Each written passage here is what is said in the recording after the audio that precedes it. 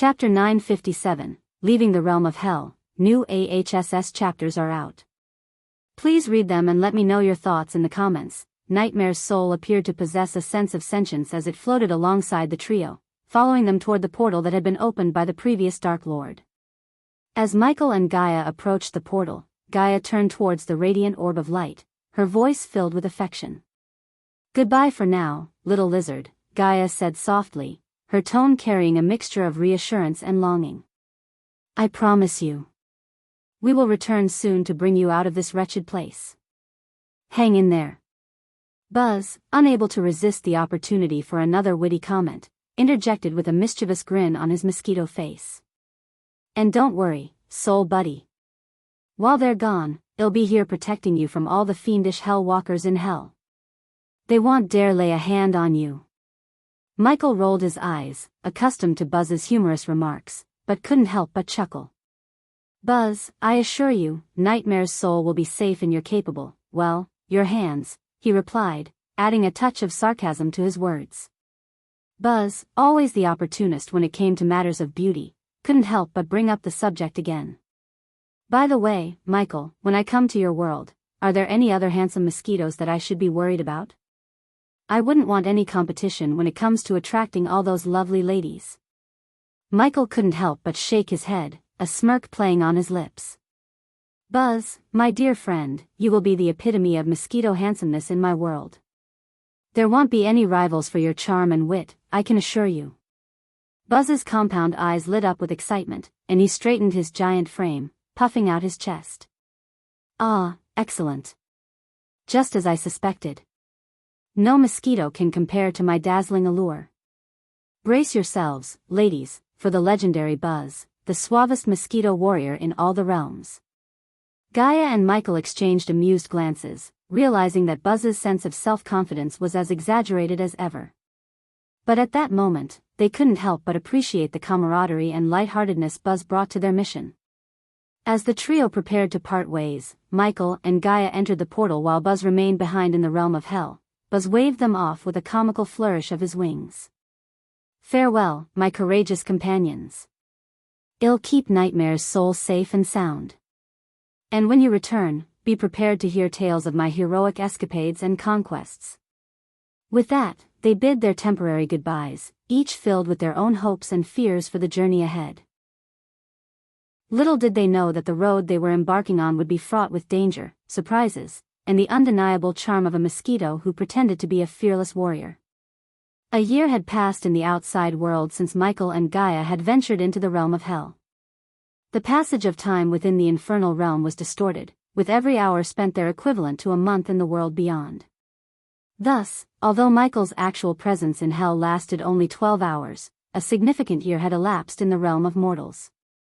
The floating mountain, Michael's majestic abode, stood as a breathtaking spectacle amidst the tumultuous dark ocean.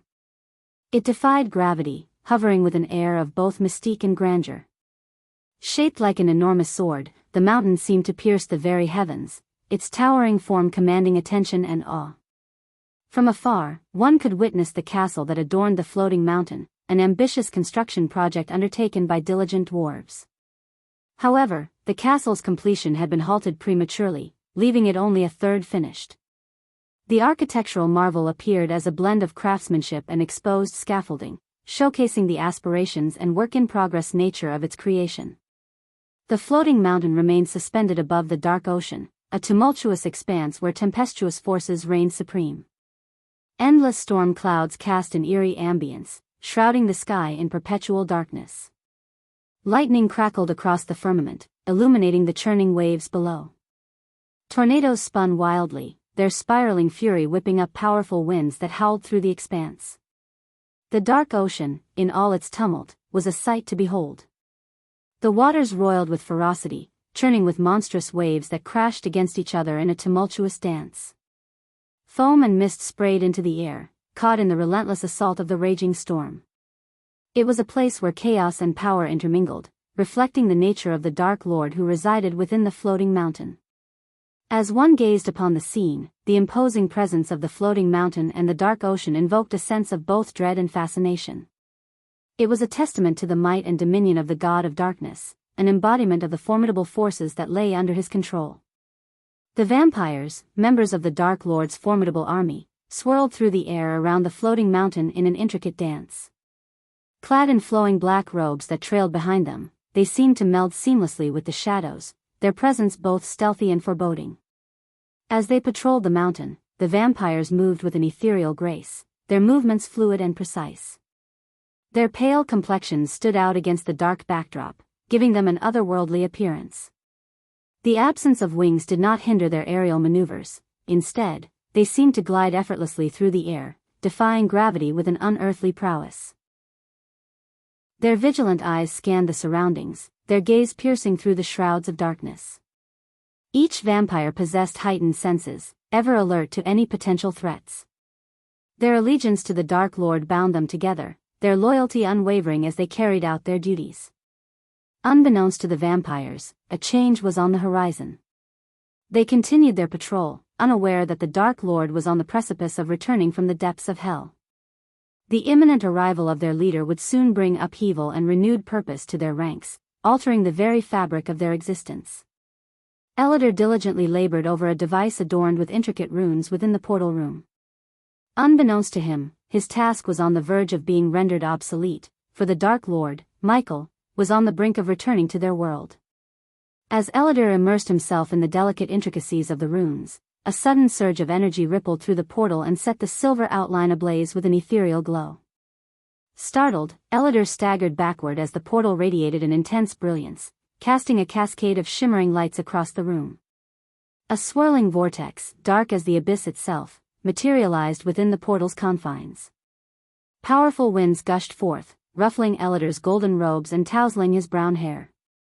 He could scarcely believe his eyes as two figures emerged from the tumultuous vortex. It was none other than his esteemed lord, the Dark Lord, and his queen, the enigmatic Dark Queen Gaia. Gasping in astonishment, Elidor stood transfixed, his heart pounding within his chest. The sight of their return was a revelation, their imposing presence casting an aura of both power and authority upon the room. The Dark Lord, cloaked in darkness, exuded an aura of commanding strength, while the Dark Queen, a vision of ethereal beauty, radiated an air of mysterious allure. The atmosphere crackled with anticipation as the long-awaited reunion between master and loyal servant unfolded within the portal room. Elidor stood frozen in stunned disbelief, his mind struggling to process the sight before him. It took him several heartbeats to comprehend that the Dark Lord, his master and dear friend, had returned. Overwhelmed with a mix of emotions, Elidor's astonishment gave way to overwhelming joy and relief. With a surge of determination, he rushed toward Michael, his loyal heart brimming with love and respect. "My lord, my lady! You have returned," Elidor exclaimed, his voice laced with a mixture of astonishment and reverence. To the outside world, Michael was the fearsome Dark Lord, a figure of terror and power. But to Elidor, he was more than that. He was like a son and a student. The bond they shared was one of mentorship and kinship, making Michael's sudden reappearance a flood of conflicting emotions for Elidor. Unaware of the passage of time, Michael was taken aback by Elidor's state. Confusion flickered in his eyes as he absorbed the sight of his devoted mentor kneeling before him. Only then did he realize the magnitude of his absence and its impact on those who cared for him. Overwhelmed by a sense of both gratitude and guilt, Michael extended a hand to Elidor, urging him to rise. Observing Elidor's reaction, a furrow formed on Michael's brow as he realized the potential implications of their time apart. With a sinking feeling in his gut, he braced himself for the shocking revelation that was about to unfold. "How long was I gone?" Michael's voice carried a mix of trepidation and anticipation as he turned to Elidor, his trusted mentor. Elidor's reply hung heavily in the air, stunning both Gaia and Michael with its weight. "A year, my lord," he answered, his voice filled with a mix of respect and concern. "Fuck," Gaia's exclamation punctuated the room, her frustration and disbelief echoing in the air. The impact of the news hit Michael like a bolt of lightning, his mind racing to comprehend the implications of an entire year lost to the realms beyond. A swirl of thoughts and emotions coursed through Michael's mind. He couldn't help but wonder what had transpired in their absence, what changes had taken place, and what challenges awaited them. The weight of the unknown loomed heavy upon his shoulders, and a sense of urgency ignited within him. As the presence of his master engulfed the room, Azazel, the loyal demon butler, materialized before Michael, his eyes filled with reverence. With a graceful genuflection, he knelt down, recognizing the return of his esteemed lord. "My lord," Azazel's voice resonated with deference and dedication. Michael's expression turned serious, his focus shifting to the pressing matters at hand. He acknowledged Azazel's presence but wasted no time with pleasantries. His voice carried an authoritative tone as he issued his command. "Summon everyone to the meeting hall immediately," Michael declared, his words brooking no opposition. "I want to know everything that happened while we were gone." Elidor and Azazel, both aware of the urgency in Michael's voice, nodded in unison, understanding the gravity of the situation. They swiftly rose to their feet, their unwavering loyalty shining through their determined gazes. Without a word, they departed from the room, each tasked with the responsibility of gathering the necessary individuals and relaying Michael's order. After Azazel and Elidor left the room, another figure entered, and to Michael's pleasant surprise, it was Eve, his dearest friend. The sight of her warmed his heart, and a genuine smile spread across his face. When Eve saw Michael and Gaia alive and well, her emotions overcame her, and she hurriedly made her way toward them. Eve's eyes shimmered with tears of relief, mirroring the overwhelming joy that radiated from her. With each step, her pace quickened, driven by a deep longing to hold them both tightly in her embrace. Finally reaching them, she enveloped Michael and Gaia in a heartfelt hug, her grip conveying the depth of her emotions. Tears streamed down Eve's face as she clung to them, her voice quivering with a mixture of happiness, worry, and affection. "I knew it. I just knew it. You didn't leave me. You bastards. Promise me you won't scare me like that again." Her words were infused with a playful scolding, a testament to their unbreakable bond and the relief she felt at their safe return. As Eve tightly embraced Michael, another presence entered the room, but this time it was not a human. In a flurry of excitement, Vidora, the three-headed Hydra, made their entrance. "You fucking bastards," the sudden exclamation from Iag's head interrupted Eve's embrace, drawing everyone's attention. Gazing at Vidora, Gaia couldn't help but smile, knowing the affectionate nature of the Hydra. With a burst of energy, Vidora soared through the air, flapping their tiny wings, until they crashed into Gaia, showering her with wet kisses. Each head nuzzled Gaia, expressing their deep longing and how much they had missed her during the past year. Gaia reciprocated their love, her laughter filling the room as she was playfully smothered with affection. Vidora's heads then turned their attention to Michael, leaping from Gaia to him, eager to bestow upon him the same treatment of kisses and hugs. Even Iag, known for their usual quick temper and sharp tongue, joined in, expressing her fondness for Michael through their unexpected displays of affection. The room was filled with a joyous reunion, where the bond between Gaia, Michael, and Vidora was reaffirmed. The Hydra's presence brought an undeniable warmth to the atmosphere, reminding them all of the love and companionship they shared, regardless of their different forms. "We have found Nightmare," Gaia's words pierced through the joyous atmosphere, and Vidora's shower of kisses came to an abrupt halt. As Gaia announced the discovery of Nightmare, Vidora's three heads froze in place, their eyes locked on Gaia with unwavering intensity. "What?" Iag's voice trembled with disbelief, mirroring the surge of emotions that welled up within Vidora's heart. Though Vidora was a Hydra and Nightmare a dragon, the bond they shared was akin to that of siblings. It was only after Nightmare's untimely demise that Vidora realized the depth of their love for him.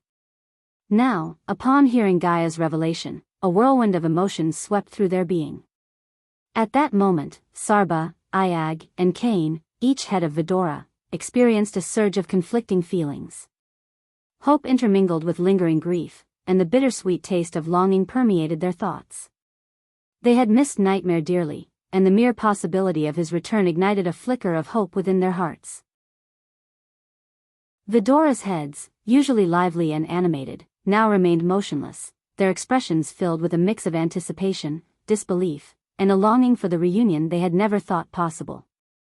Their eyes, reflecting a complex tapestry of emotions, conveyed a silent plea for confirmation, yearning to be assured that Nightmare's soul had indeed been found. As the room filled with anticipation and Vidora's emotions swirled in the wake of Gaia's announcement, Eve stood frozen in place, her eyes widening with a mixture of shock and disbelief. The words echoed in her mind, and her heart skipped a beat as the weight of the news sank in. A torrent of emotions washed over Eve, leaving her momentarily speechless. She had thought Nightmare was lost forever, never to be seen again. The thought of his return, even if only his soul, was nothing short of miraculous. Eve's hands instinctively clutched at her chest as her breathing grew shallow, struggling to comprehend the enormity of the revelation. With trembling hands, Eve reached out for Gaia's arm, her voice barely a whisper. You found him? Nightmare? He's really coming back. Gaia nodded solemnly, her eyes filled with understanding. She grasped Eve's hand in a reassuring gesture, offering her a silent comfort amidst the overwhelming emotions. Though Gaia couldn't reveal the full extent of their journey to hell and their challenges just yet, she knew that the news carried a weight that couldn't be taken lightly. Later, I will share the full story with you. But right now, I need to catch up on everything that happened while I was away, Michael stated, his voice filled with determination as he led the way out of the room. By his side, Eve, his loyal and trusted best friend, and Gaia, his beloved partner, walked alongside him. Perched atop his shoulder, Vidora, the three-headed Hydra, remained vigilant and attentive. As they made their way through the corridors, a sense of urgency filled the air. Michael's absence had left a void, and now he sought to fill it with the knowledge of what transpired during his time away. Chapter 958, Skyhall's Execution Team, new AHSS chapters are out. Please read them and let me know your thoughts in the comments. As Michael and Gaia entered the meeting hall, a hushed silence fell upon their subordinates who were gathered around the large, dark chamber. The room exuded an air of mystery, with dimly lit torches casting flickering shadows on the stone walls. A round stone table dominated the center of the hall, its surface adorned with intricate engravings depicting a colossal skull. The table served as a solemn centerpiece, symbolizing the gravity of the discussions that took place within these walls. The subordinates, their faces etched with astonishment and disbelief, occupied their seats around the table. The thrones, crafted from the bones and skulls of long-forgotten creatures, stood as eerie reminders of the power and authority that resided within this chamber. Each throne was meticulously placed, awaiting the arrival of their leaders, the Dark Lord and the Dark Queen. As their gazes fixed upon Michael and Gaia, a mixture of shock, disbelief, and relief swept through the room. The subordinates had endured a year filled with uncertainty, believing their Dark Lord and Dark Queen had perished in Nagaland under the devastating assault of a mysterious ship's energy beam. Yet, here they stood, alive and resolute, defying the expectations of the world that presumed them lost. Arya, the Queen of Shadows, scanned the room with her piercing eyes, her demeanor reflecting a blend of determination and loyalty. Maxine, the Queen of Power, wore a resolute expression, ready to unleash her talents in service of their cause. Tiberius, the King of War, sat tall and formidable, embodying strength and unwavering resolve. Dalar, the King of the Undead, exuded an aura of darkness and mystery, his undead minions lurking in the shadows. Sadie, the Queen of Whispers, observed the scene with a calculating gaze, aware of the secrets she held and the power they conferred. The remaining subordinates, Ricky, Titus, Optimus, Corey, Gibson, Saber, and Trista, each bore their own emotions, shock, gratitude, curiosity, and a renewed sense of purpose. They had weathered the storm of uncertainty in their leader's absence, uncertain of what the future held. And now, as they witnessed Michael and Gaia's return, a glimmer of hope ignited within their hearts. The absence of Caius and Adelia did not dampen the significance of the moment, for the presence of their esteemed leaders alone ignited a renewed sense of purpose and hope within their hearts. The air crackled with anticipation, and the room filled with palpable energy. The subordinates were keenly aware that this moment marked a turning point, a chance to rebuild, establish order, and fulfill their roles in the grand design orchestrated by the Dark Lord and the Dark Queen. Michael scanned the room and saw the countless questions each subordinate had and their shocked looks. But what made Michael feel unease was the absence of Adelia and Caius. He approached his throne as Azazel took a step forward and stood behind Michael and Gaia's thrones as they sat down. Once Michael took his throne, he locked his gaze with his subordinates. Michael's gaze swept across the room, taking in the multitude of questioning eyes and stunned expressions on the faces of his subordinates. The air crackled with an undercurrent of unease, amplified by the absence of Adelia and Caius. A sense of foreboding settled over him, intensifying his determination to uncover the truth. Stepping forward, he approached his throne with Azazel, his loyal demon butler, standing firmly behind, offering unwavering support to their rulers. As Michael settled onto his throne, the weight of his gaze bore into the subordinates, demanding an answer. "Where is Adelia and Caius?" Michael asked. The weight of the silence pressed upon them, as if each subordinate hesitated to answer the pressing question regarding Adelia and Caius. It was an uncomfortable pause, brimming with unspoken truths. Unable to bear the silence any longer, Gaia's voice pierced the air like an icy blade, her tone cold and commanding. The resounding thud of her hands slamming against the stone table jolted the room, capturing the attention of everyone present. "Where is my mother?" Gaia coldly growled. The subordinates flinched, their bodies involuntarily reacting to the sudden display of authority. Gaia's question reverberated through the room, each word dripping with determination and concern for her missing mother. A sense of urgency underscored her cold growl, fueling the tension that hung heavy in the air. Finally, Azazel, ever faithful and observant, mustered the courage to respond. His voice carried a hint of reluctance as he relayed the troubling information. "My lady, she left the castle without warning last week," Azazel spoke, his voice filled with a mix of respect and unease. "Despite my efforts to dissuade her, she remained resolute, even going so far as to remove her spider necklace." The revelation hung heavily in the air, casting a shadow of uncertainty over the room. The significance of Adelia's sudden departure and her deliberate act of severing ties with the order left an unsettling void. Michael's mind raced with questions, his thoughts intertwined with a sense of urgency and worry.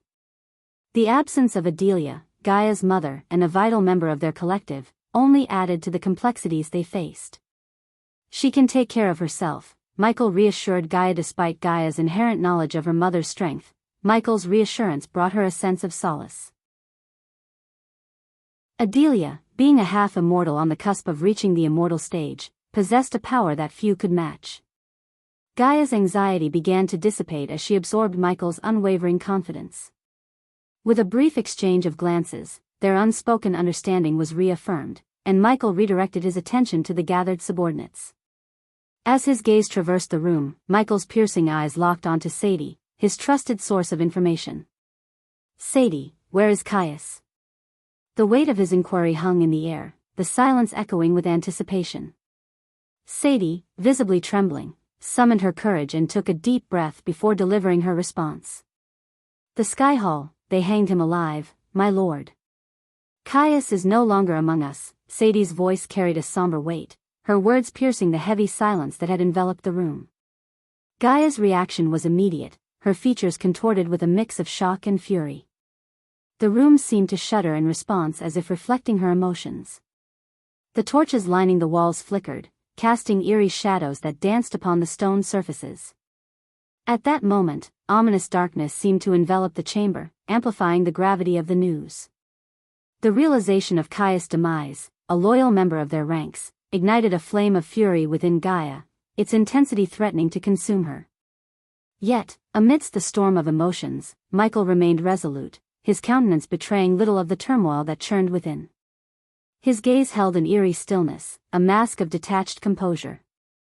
And as the torches flickered and momentary darkness shrouded the room, a sense of foreboding descended, an intangible darkness that mirrored the anguish that seeped into their collective consciousness. In that instant, the subordinates witnessed the contrasting reactions of their leaders.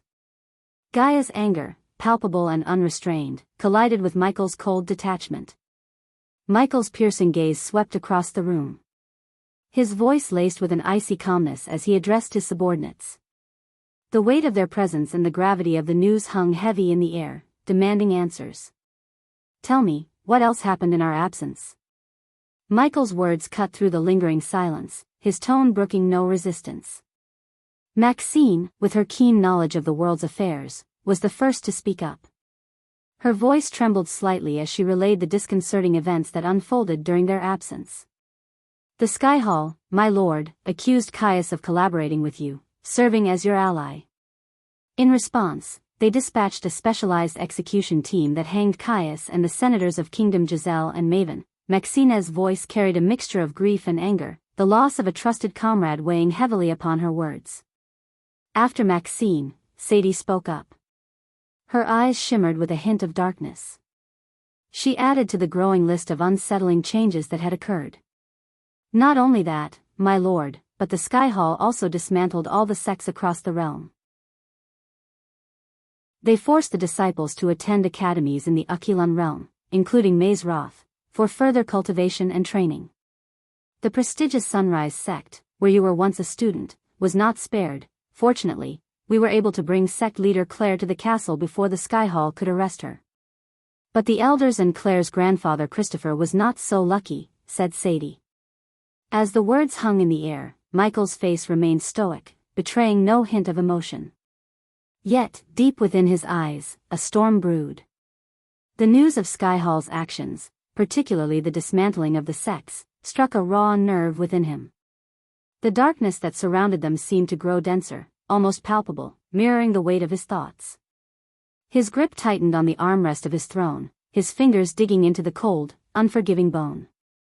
The room, already shrouded in darkness, seemed to absorb the news, amplifying the sense of foreboding that filled the air. It was as if the shadows themselves were drawn closer, seeking solace in their master's unyielding presence. Fortunately, we managed to bring sect leader Claire to the safety of the castle before the Sky Hall could apprehend her. However, the elders and Claire's grandfather, Christopher, were not as fortunate, Sadie informed Michael, her voice tinged with a mix of relief and sorrow. Upon hearing the news, a wave of relief washed over Michael. Sect leader Claire held a special place in his heart, having been like a caring older sister to him during his time in the Sunrise sect. Knowing that she was safe brought a glimmer of hope amidst the darkness that loomed over them. In the depths of his being, Michael silently vowed to himself that he would not rest until he rescued the captured elders and Christopher from the clutches of the Sky Hall. Their unjust fate ignited a fire within him, fueling his determination to dismantle the oppressive power that sought to control and suppress. What else? Michael coldly asked as Tiberius continued. His gaze was steady and resolute as he addressed the shattered kingdoms under the Senate's rule. The Senate's kingdoms had been divided and handed over to the three kings of the southern continent. Their power has increased, and the balance of authority has shifted. Tiberius' voice resonated with authority, his role as a warrior and leader lending weight to his words. As Michael absorbed the weight of the devastating news, his expression remained eerily calm, unyielding to the torrent of emotions that raged within his subordinates. The room fell into a hushed silence, each member of the order fixated on their leader with incredulous eyes.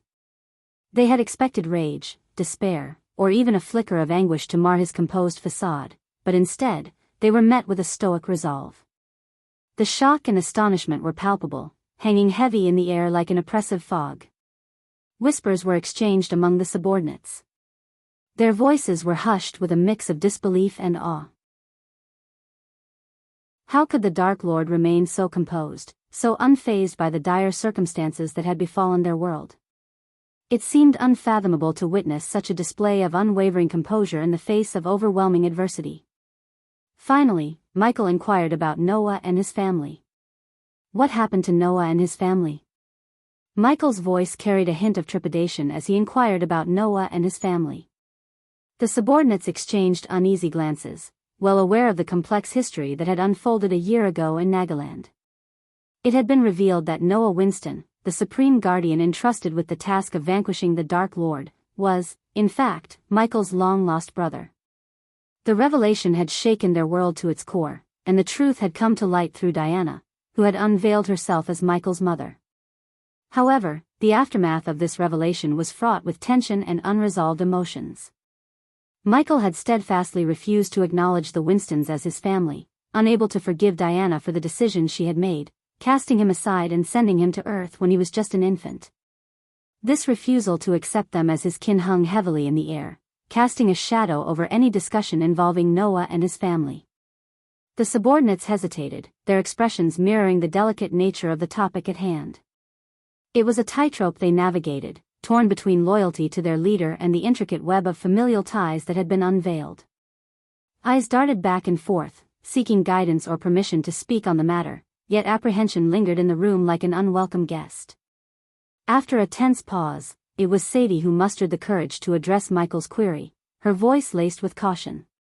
"My lord," Sadie began, her voice tinged with trepidation, "Noah and his family. The elders and the Alpha Guardians have relieved Noah of his duties as the Supreme Guardian. The Skyhall's execution team has apprehended Ethan Winston and the others, but their current whereabouts remain unknown. Rowena Winston, regrettably, has been missing since the events in Nagaland. Rumors circulate that Sabrina Winston has been taken to Maze Roth, and as for Diana Winston, her fate remains a mystery." The words hung in the air, each syllable laden with uncertainty and a sense of foreboding. The room seemed to grow darker, the torchlight flickering as if mirroring the clouded fate of Noah and his family. The subordinates, their expressions a mix of concern and sympathy, awaited Michael's reaction, unsure of how he would process this troubling information. Gaia turned her gaze towards Sadie, her voice laced with concern. "Sadie, do you have any information regarding Noah's whereabouts?" Sadie hesitated for a moment, her eyes reflecting the weight of uncertainty. "I'm afraid we don't have any concrete information, my lady. There are rumors circulating that the Skyhall's execution team has been actively searching for both Rowena Winston and Noah Winston." Without a flicker of remorse or pity, Michael calmly responded to Saber's inquiry about Quintus and the missing armor pieces. His gaze remained steady and unwavering as he addressed his subordinate. "Regrettably, I was unable to retrieve Quintus or the pieces of my armor. Have you gathered any information regarding his whereabouts and the status of the armor pieces?" Michael's voice held a tone of detached curiosity. Saber, the elder vampire, met Michael's gaze and relayed the disheartening news. "My lord, it appears that Quintus has aligned himself with the Skyhall's execution team. With their assistance, he has managed to integrate the two armor pieces into his own armor. He subsequently led an assault against the armies of Giselle and Maven. We were unable to intervene due to the overwhelming presence of the Skyhall fleet. Engaging them would have resulted in significant casualties among our forces, so the rat has come out of its hole and joined the Skyhall." A sinister smile crept across Michael's face as he absorbed the revelation of Quintus' alliance with the Skyhall. It was as if a rat had finally emerged from its hiding place, only to align itself with the very entity that sought to oppose him. The news stirred a mix of emotions within him, a concoction of triumph and excitement. Thoughts raced through Michael's mind, each one a thread in the tapestry of his intricate plans. He felt a surge of confidence, a sense of being back in control, and the looming presence of the Skyhall no longer held sway over his determination. His status as a half-celestial, a being of immense power, bolstered his assurance and emboldened his resolve. For the first time in what felt like an eternity, Michael stood at the pinnacle of his game. The challenges that lay before him no longer held the same fear they once did. He knew that his every action would be strategic and calculated, guided by his unwavering conviction and his unwavering commitment to his ultimate goal. The Skyhall may have thought they had gained an advantage, but little did they know that they had only provoked the wrath of a half-celestial who would stop at nothing to reclaim what was rightfully his. The devilish grin on Michael's face hinted at the darkness that resided within him, a force that had been dormant for far too long. The time for vengeance and retribution was drawing near, and Michael was prepared to seize the opportunity with unwavering determination. The rat had emerged from its hole, unaware of the predator lurking in the shadows, ready to strike at the opportune moment. Chapter 959, The Wedding Preparation has begun, new AHSS chapters are out. Please read them and let me know your thoughts in the comments. Enough with the bad news. I formed this order to hear something intriguing. Do any of you have any interesting updates? Michael calmly inquired, his eyes fixed on his subordinates. To his relief, his subordinates had been diligent in gathering information that would captivate the Dark Lord. Sadie, in particular, had utilized her network of spies and collaborated with Arya to eliminate guardians and nobles, uncovering valuable secrets and precious information. My lord, I bring you a piece of good news. Sadie leaned forward eagerly in her chair. Ever since the Sky Hall's execution team forced Noah out of his role as Supreme Guardian, the Guardian Guild has fallen into disarray. It has splintered into multiple factions, each led by influential guardians vying for power. The guild is now a wounded beast, and it won't be long before these factions tear it apart. One particular faction has made a remarkable discovery on Azare continent, an ancient celestial energy deposit. I have been monitoring their movements closely as they attempt to locate this deposit with the assistance of the Nightwalkers, Sadie explained, choosing to avoid the term vampires in front of the elder vampires. They preferred the term Nightwalkers. We had actually planned to unearth the energy deposit and present it to you upon your return, but it seems you've come back earlier than anticipated, Sadie expressed with a click of her tongue, realizing her words may have come across as unintentionally negative. However, Michael chuckled in response. So you weren't quite ready for me to return just yet? I see, Michael chuckled, diffusing the tension in the room with a touch of humor. Oh, no, my lord. That's not what I meant, Sadie quickly interjected, scratching the back of her head and offering an apologetic smile. Trista, Michael shifted his gaze towards the striking red-haired vampire. Your task is to take care of the guardians on the island and locate the energy deposit. And don't worry, I haven't forgotten about Lenora. I have already initiated the process of reconstructing her body. It may take some time, but she will be restored to her former self before you know it, Michael declared, leaving Trista stunned. Her eyes shimmered with a mix of gratitude and relief. Trista had been fearful that the Dark Lord had forgotten about Lenora, but it seemed he had not. However, Michael's promise of reconstructing Lenora's body was not an immediate reality. Nonetheless, providing Trista with hope and motivation to fulfill his orders had its own advantages. I will see to it personally, my lord, Elder Trista affirmed with a smile, revealing her fangs. Turning his gaze back to Sadie, Michael's voice dripped with chilling intensity. Sadie, I want you to gather every piece of information available about the Great Eight clans, he commanded, a menacing grin spreading across his face. Now that he had achieved the half-celestial stage, Michael had made up his mind to eliminate all the Great Eight clans and establish his reign of darkness. It was time to uproot his enemies and assert his dominance. Michael took a deep breath, allowing the weight of the silence to settle in the hall. His calm demeanor and gentle smile held the attention of his subordinates, who were eagerly awaiting his next words. I have a special task for all of you, Michael began, his voice filled with a hint of mystery. The subordinates exchanged puzzled glances, wondering what this task could be. Gaia herself was caught off guard, unaware that Michael was about to reveal their secret. I want you all to come together and create the most magnificent wedding ceremony the world has ever seen, Michael announced, his words causing a wave of astonishment to wash over the room. The subordinates were left in awe, trying to piece together who could be getting married.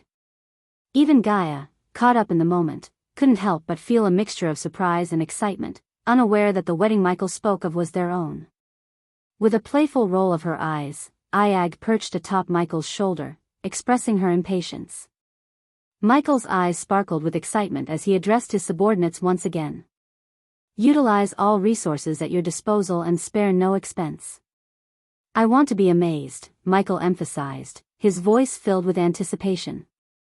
Michael's gaze shifted towards Gaia, his eyes filled with love and admiration.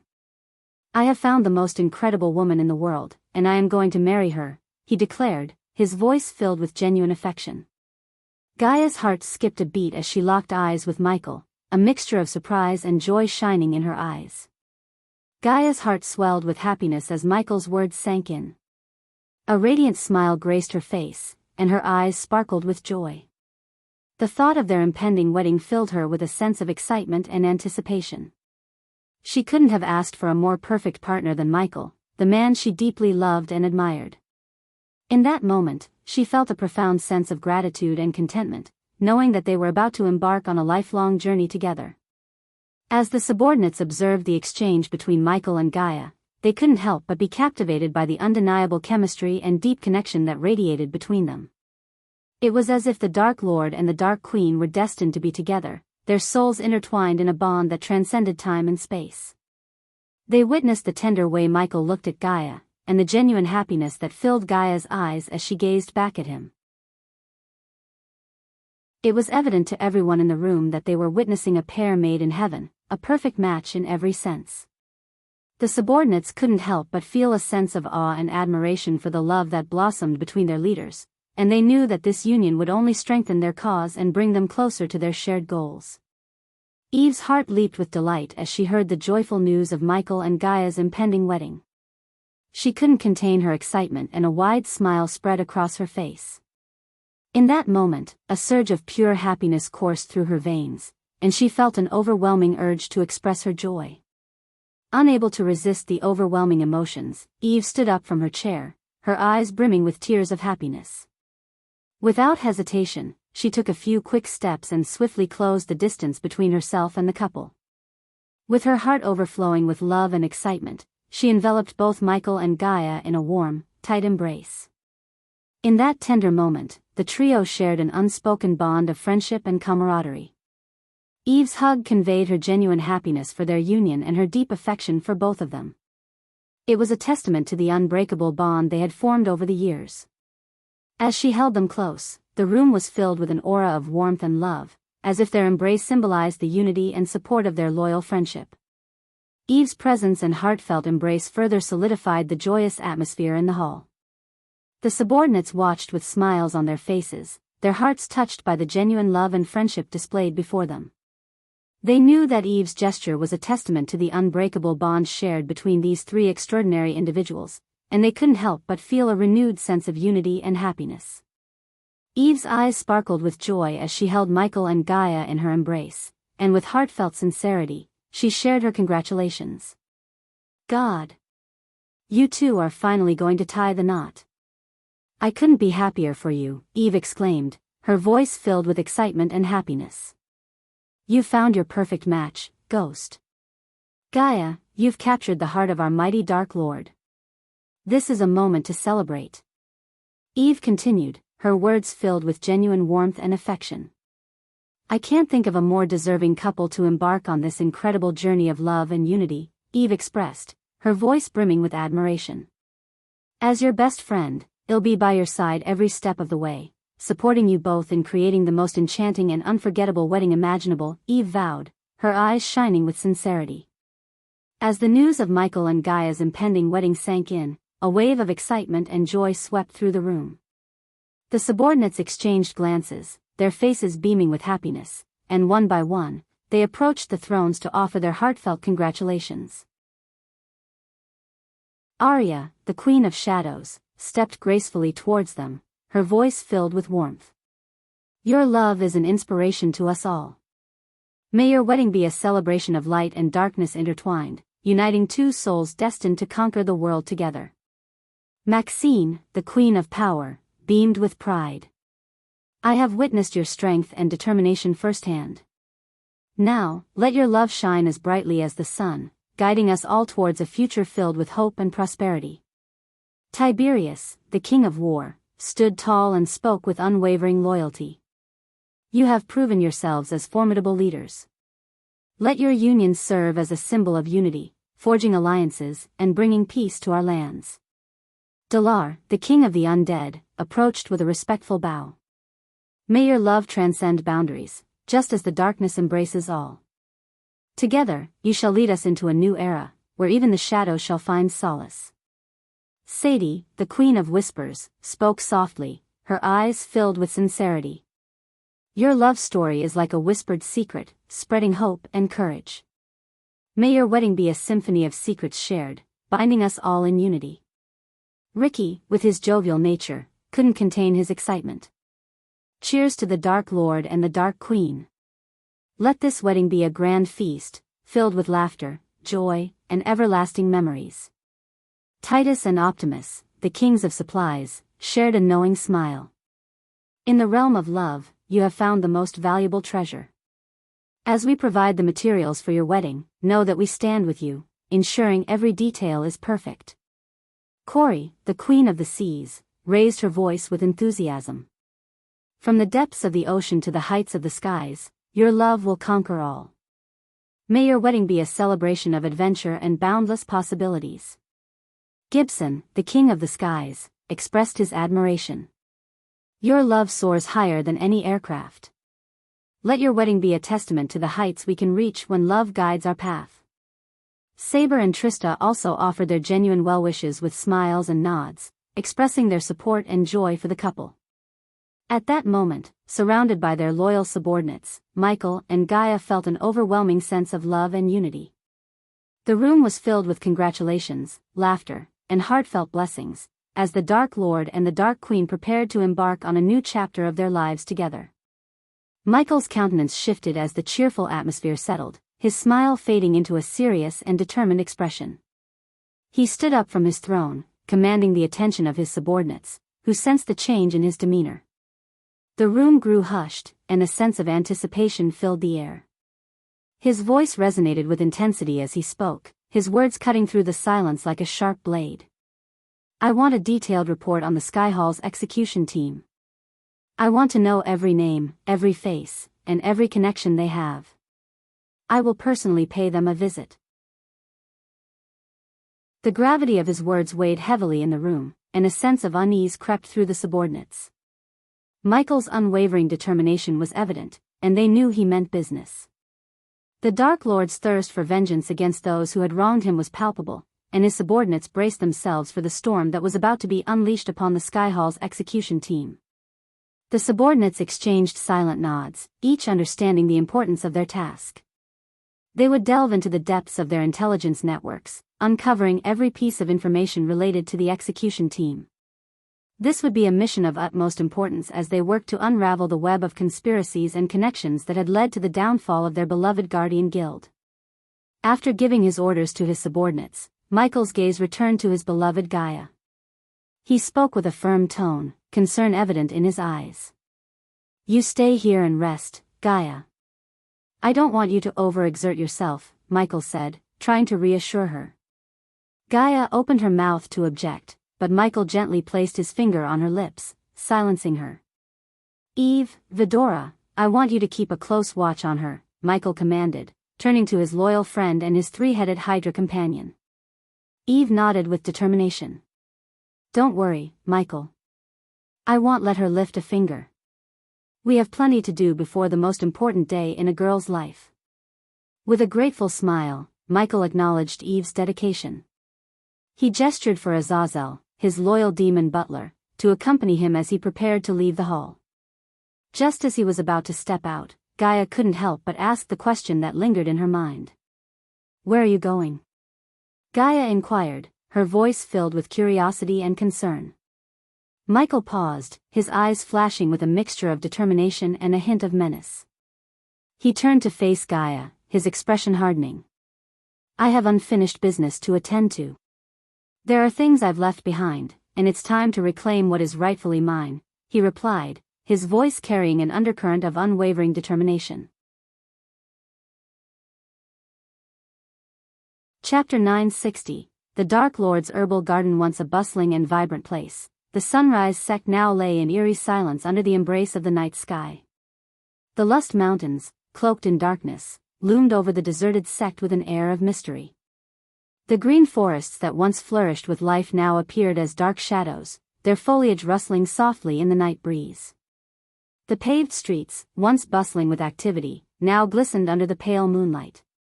The intricate patterns and designs etched into the stone seemed to come alive, casting intricate shadows that danced along the empty pathways. The silence was broken only by the faint rustling of leaves and the distant hoots of nocturnal creatures. Where once disciples and cultivators filled the sect buildings, there were now only echoes of the past. The grandeur and opulence that once characterized the Sunrise sect had faded into the obscurity of the night. The buildings stood as solemn sentinels, their windows dark and their halls empty. Amidst the night's stillness, the tranquility was shattered by the presence of silver-armored soldiers from the Sky Hall. Like phantoms, they patrolled the deserted streets with disciplined steps, their armor glimmering under the moonlight. Their watchful gazes scanned the surroundings, as if guarding the secrets of the abandoned sect. The Sky Hall's dismantling of sects had left its mark on the Sunrise sect, transforming it into a ghostly shell of its former self. The disciples who once called this place home were scattered, forced to either abandon their cultivation or surrender to the authority of the Sky Hall's designated sections. The sect that was once a beacon of individuality and independence now lay under the watchful eyes of external control. Within the heart of the Sunrise sect, hidden under the starry night sky, lay Michael's largest herbal garden. Enclosed by a glass dome, it shimmered like a precious gem in the darkness. Moonlight filtered through the transparent structure, casting a soft glow upon the diverse array of exotic plants and herbs that grew within. The herbal garden, once tended to by devoted cultivators, now stood untouched and unappreciated. Its vibrant colors and fragrant scents lingered in the air, a testament to the lost potential of the sect. The glass dome, normally a symbol of protection and growth, now seemed like a cage, trapping the garden's beauty within its confines. Under the enchanting glow of the moonlight, the herbal garden within the glass dome revealed its mesmerizing beauty. The plants and herbs that flourished within seemed to possess a magical allure, their forms vibrant and otherworldly. Tall, slender vines draped from the ceiling, their leaves shimmering with an ethereal radiance. Each leaf, adorned with intricate patterns and delicate veins, seemed to capture the moon's essence, casting a soft luminescence in the darkness. The vines intertwined with one another, forming a tapestry of colors that ranged from vivid greens to deep purples and fiery reds. Clusters of exotic flowers bloomed in every corner, their petals were delicate and translucent, as if fashioned from moonlight itself. Their fragrances wafted through the air, blending harmoniously to create an intoxicating aroma that awakened the senses. Some flowers emitted a soft, gentle glow, as if carrying the stars within their very essence. Lush, emerald-green shrubs lined the pathways, their leaves glistening with dewdrops that sparkled like miniature stars. They seemed to whisper secrets of ancient knowledge, their presence exuding a sense of wisdom and tranquility. Mysterious herbs with shimmering, iridescent leaves sprouted from the ground, their glow illuminating the intricate patterns etched into the stone path. In the center of the herbal garden, a tranquil pond mirrored the twinkling night sky above. Its surface, smooth as glass, reflected the beauty of the surrounding flora, creating a surreal spectacle of vibrant colors and celestial patterns. Magical creatures, unseen in the outside world, flitted about the pond, their iridescent wings casting iridescent reflections upon the water's surface. Within this enchanting sanctuary, the plants thrived under the gentle guidance of nature's forces. Their growth was nurtured by the moon's gentle caress and the celestial energies that permeated the glass dome. It was as if the garden itself held a delicate balance between the earthly and the ethereal, a testament to the ancient wisdom that resided within the Sunrise sect. As the group of Sky Hall's soldiers patrolled the area around the herbal garden, their silver armor gleaming under the moonlit night, a murmur of conversation filled the air. Their footsteps echoed softly against the paved pathway as they exchanged thoughts in hushed tones. "Have you seen this garden? It's a marvel, a place of beauty unlike anything I've ever seen," remarked one soldier, his voice tinged with awe. "I agree," another soldier chimed in, his gaze fixed upon the glass dome that encased the flourishing sanctuary. "It's a shame that such a precious creation will soon meet its end." A third soldier, with a hardened expression, interjected, "But we cannot forget that this garden was brought forth by Ghost, the one who is now known as the Dark Lord. The Sky Hall has deemed it a threat to our cause." A somber silence fell upon the group as they pondered the impending destruction of the enchanting herbal garden. A soldier, whose eyes betrayed a flicker of sadness, voiced his thoughts with a touch of defiance. "I understand our orders, but it still feels wrong. This place holds so much life and magic. It seems a waste to let it perish." A murmuring agreement rippled through the soldiers, each one grappling with conflicting emotions. They glanced around, ensuring that their conversation remained discreet, their allegiance to the Sky Hall overriding their personal opinions. "Remember our duty," a stern voice resonated. "The Dark Lord must be eliminated, and everything associated with him must be erased. But this garden. It feels like a part of something greater," a soldier whispered, his voice filled with longing. "A symbol of the beauty that can be found even in the darkest of hearts." Their steps grew slower, their eyes glancing back at the glass dome that sheltered the vibrant life within. They could sense the pulsating energy, the living essence that seemed to emanate from the herbal garden. It stirred emotions they thought they had long buried. Perhaps, one soldier murmured, his voice barely audible. Perhaps there's more to this than we know. A potential for redemption, even within the Dark Lord himself. The group fell into contemplative silence, their thoughts entwined with uncertainty and the unspoken desire for a different path. But duty bound them to their mission, and the orders of the Sky Hall loomed above them, unyielding. With a heavy sigh, one soldier reluctantly broke the silence. We have a job to do. The garden will not survive the night. Let us fulfill our duty swiftly and leave this place to its fate. And so, the group of Sky Hall soldiers continued their patrol, their conflicted hearts weighed down by the knowledge that they would soon be the instruments of destruction, tasked with extinguishing the beauty that thrived within the glass dome. A sense of sorrow mingled with their unwavering loyalty, for they understood the cost of their allegiance and the sacrifice demanded by the path they had chosen. As the soldiers continued their patrol, their eyes scanning the surroundings, a strange sensation rippled through the air. The once radiant moon, casting its gentle glow upon the land, began to dim. Shadows lengthened and darkness spread across the sunrise mountain chain, shrouding everything in an eerie blackness. A soldier's voice quivered with uncertainty. What is happening? Why is it so dark? Another soldier glanced up at the sky, his voice laced with apprehension. Look! The moon, it's gone. There's only darkness up there. Whispers of fear and confusion spread among the soldiers, their gazes fixed upon the void where the moon should have been. The absence of its silvery light sent shivers down their spines, a haunting reminder of the Dark Lord who lurked in the shadows. Could it be the Dark Lord? One soldier murmured, his voice filled with trepidation. Is this his doing? The darkness seemed to press in on them, filling their hearts with a sense of unease. The soldiers exchanged wary glances, their minds clouded with thoughts of the Dark Lord's power and influence. Another soldier, his voice barely above a whisper, voiced the thoughts that plagued their minds. We've heard stories, tales of the Dark Lord's ability to command darkness itself. Is this a sign of his imminent presence? As the soldiers stood in the enveloping darkness, a mixture of fear and awe washed over them. They could not deny the unsettling familiarity of this eerie blackness, a darkness that mirrored the depths of the Dark Lord's influence. Their breaths quickened, their senses heightened as if anticipating an imminent confrontation with an overwhelming force. The soldiers tightened their grips on their weapons, readying themselves for whatever darkness would come.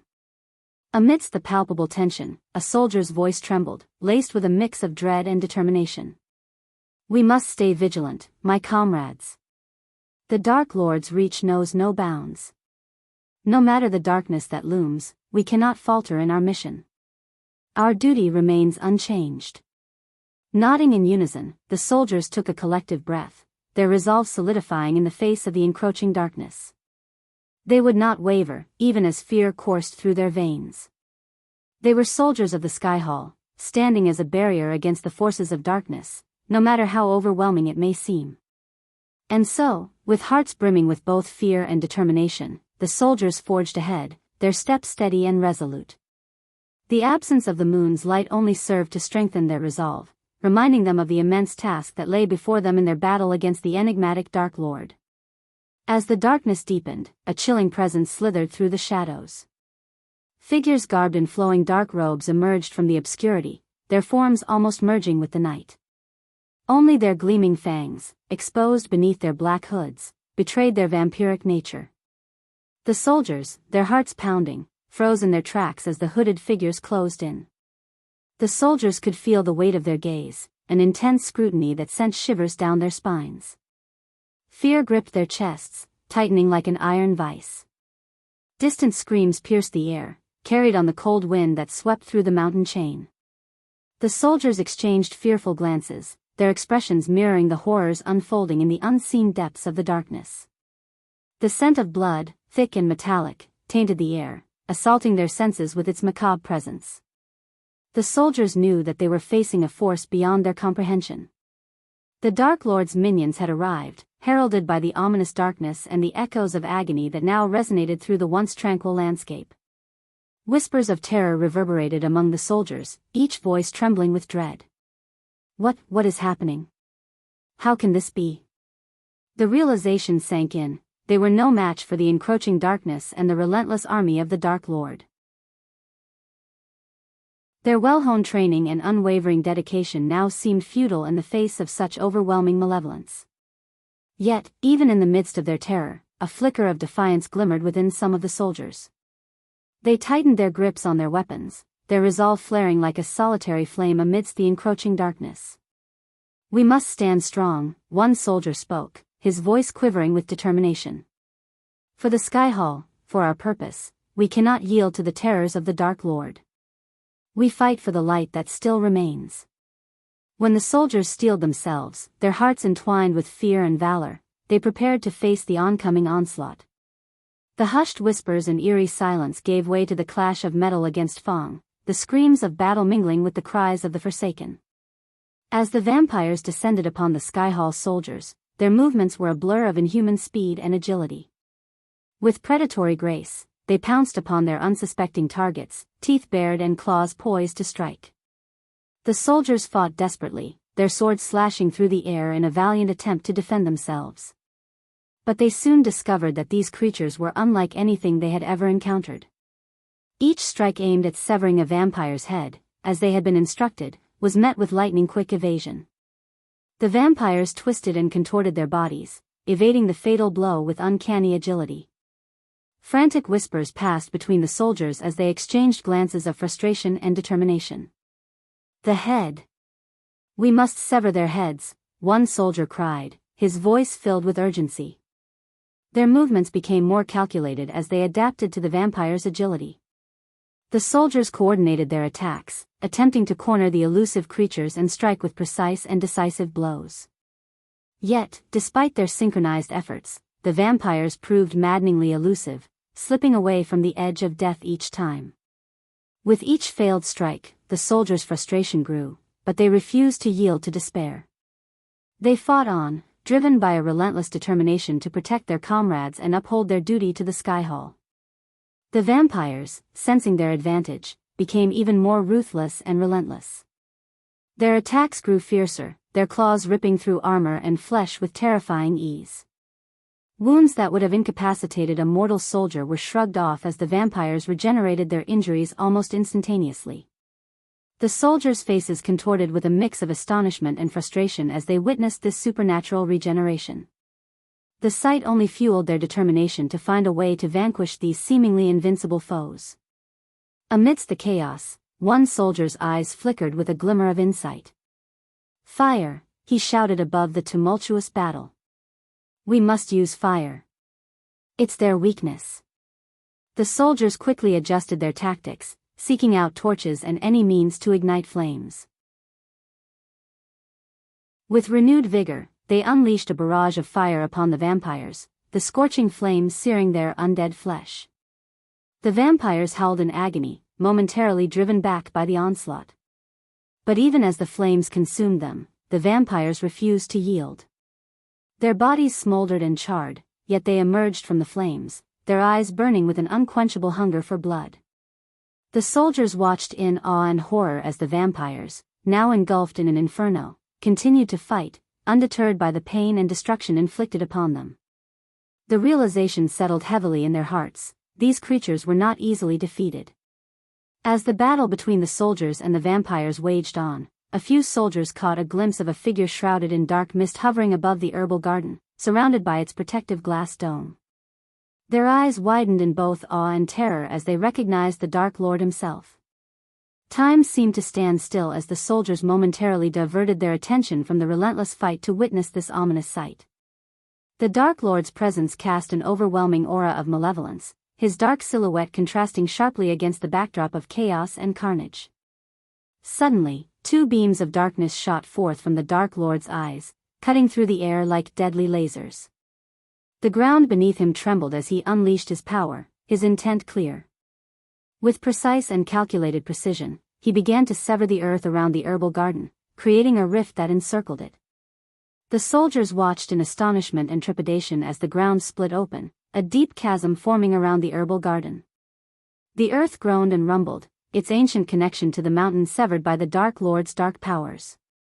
Despite the chaos and destruction unfolding around them, the herbal garden remained untouched within its protective glass dome. The soldiers marveled at the Dark Lord's ability to isolate and lift the precious garden from the trembling ground without causing it harm. As the ground beneath the herbal garden began to rise, it seemed as though the very fabric of the mountain chain was being reshaped under the Dark Lord's command. The soldiers exchanged glances of disbelief, recognizing the extent of the Dark Lord's power and the magnitude of the force he commanded. The scene was both awe-inspiring and terrifying, a testament to the unparalleled strength and dark magic possessed by the Dark Lord. It became clear to the soldiers that they were mere pawns in a grand design, caught in a battle where the outcome had already been predetermined. With a surge of dark energy, the Dark Lord lifted the chunk of mountain containing the herbal garden onto his broad shoulders. The colossal weight seemed insignificant to him as he effortlessly bore the burden, the glass dome encasing the precious garden gleaming in the moonlight. It was a sight that defied all reason and comprehension. Meanwhile, in Rivertown, a settlement nestled at the foot of the Sunrise mountain chain, the inhabitants paused in their daily activities as they beheld the astonishing spectacle unfolding in the distance. Gasps of disbelief and murmurs of confusion rippled through the crowd as their eyes fixated on the mountain that appeared to be tearing itself apart. "There! Look at the mountain," a young girl exclaimed, her finger pointing towards the extraordinary scene. A hush fell over the townsfolk as they gazed at the sight before them. Whispers of awe and concern filled the air, blending with the gentle rustling of leaves and the distant rumbling of the earth. "What in the world is happening?" a worried villager questioned, his voice filled with both fear and intrigue. "There's no bloody way that's happening. It's a trick, I tell ya," a grizzled villager exclaimed, his voice laced with disbelief. "Gods above, is this the end of us all?" a woman cried out, tears streaming down her face. "By the heavens, what foul sorcery is this?" a wide-eyed merchant muttered, crossing himself in a desperate attempt to ward off the impending doom. The once thriving marketplace fell into disarray as vendors abandoned their stalls, their wares forgotten in the face of this unnatural spectacle. Fear etched itself deeply upon the faces of the townsfolk, their eyes locked on the mountain as it trembled under the Dark Lord's power. "Curse that accursed Dark Lord," a man cursed through clenched teeth, his voice brimming with anger and terror. A sense of unease pervaded the air, accompanied by the acrid scent of burning ozone. The collective gasp of the crowd echoed through the silent streets, mingling with hurried footsteps as families sought shelter, seeking solace within the confines of their homes. "Pray for mercy, for we stand on the edge of damnation," a quivering voice whispered, the words carrying the weight of resignation. The once unshakable faith in the stability of their world crumbled beneath the weight of the Dark Lord's power. Cries for divine intervention mingled with the curses of those who felt abandoned by their gods. Fear took hold, casting its suffocating grip upon the hearts of the townsfolk. "This can't be real. It's a nightmare, it must be," a young woman exclaimed, her voice trembling with disbelief. Whispers of desperation and anguish intertwined as uncertainty swirled through the crowd. Vulgarities slipped past the lips of some, their shock and fear shattering the veneer of civility in the face of such otherworldly events. "I'll be damned. That bloody mountain is being torn apart like a rotting corpse," a gruff farmer exclaimed, his face contorted with a mix of horror and fascination. The townsfolk, normally bound by a sense of community, were now consumed by individual fears and doubts. The once familiar landscape had been transformed into a nightmarish tableau, with the Dark Lord's power looming above them. In the midst of the chaos, a resolute voice cut through the cacophony of panic. "Hold strong, my friends. We shall endure this darkness together." It was a rallying cry, a flickering flame of hope amidst the encroaching shadows. And though their hearts were heavy with fear, the people of Rivertown found solace in the strength they drew from one another, determined to weather the storm unleashed by the Dark Lord's malevolence. The Sky Hall, blinded by their arrogance, believed they could obliterate the herbal garden that Michael had painstakingly nurtured. They assumed he would passively allow their destructive flames to reduce his creation to ashes. Oh, how sorely mistaken they were. None among them could have fathomed the depths of his power and determination. In a move that defied their expectations, Michael unleashed a display of raw might and cunning. With a surge of dark energy, he severed the garden from the very ground it had been rooted in, lifting the colossal chunk of mountain onto his broad shoulders. The audacity of his action sent shockwaves through the ranks of the Sky Hall, their futile attempts at destruction rendered insignificant in the face of his command over the elements. The awe-inspiring sight of the Dark Lord, his figure bathed in a sinister aura, shouldering the weight of the garden like a titan of old, struck fear into the hearts of those who dared to oppose him. The celestial powers that coursed through his veins allowed him to soar above their reach, defying gravity and expectations alike. With a purposeful stride, he embarked on a journey, carrying the precious cargo of his creation towards the dark abyss of the ocean. Chapter 961, Guardian Guild's Last Chance. High above the Azer continent, the resplendent headquarters of the Guardian Guild stood as a testament to its grandeur and prestige. Adorned in pure white, its majestic architecture reached toward the heavens, reflecting the Guild's noble purpose of safeguarding the realm. Within the hallowed halls of the Guild, Alpha Guardian Alara Valran presided over an emergency meeting. Aware of the imminent danger threatening to tear the Guild apart from within, she gathered the leaders of various factions to devise a plan to restore order and unity. The atmosphere was heavy with tension, each member keenly aware of the precarious state the Guild had fallen into.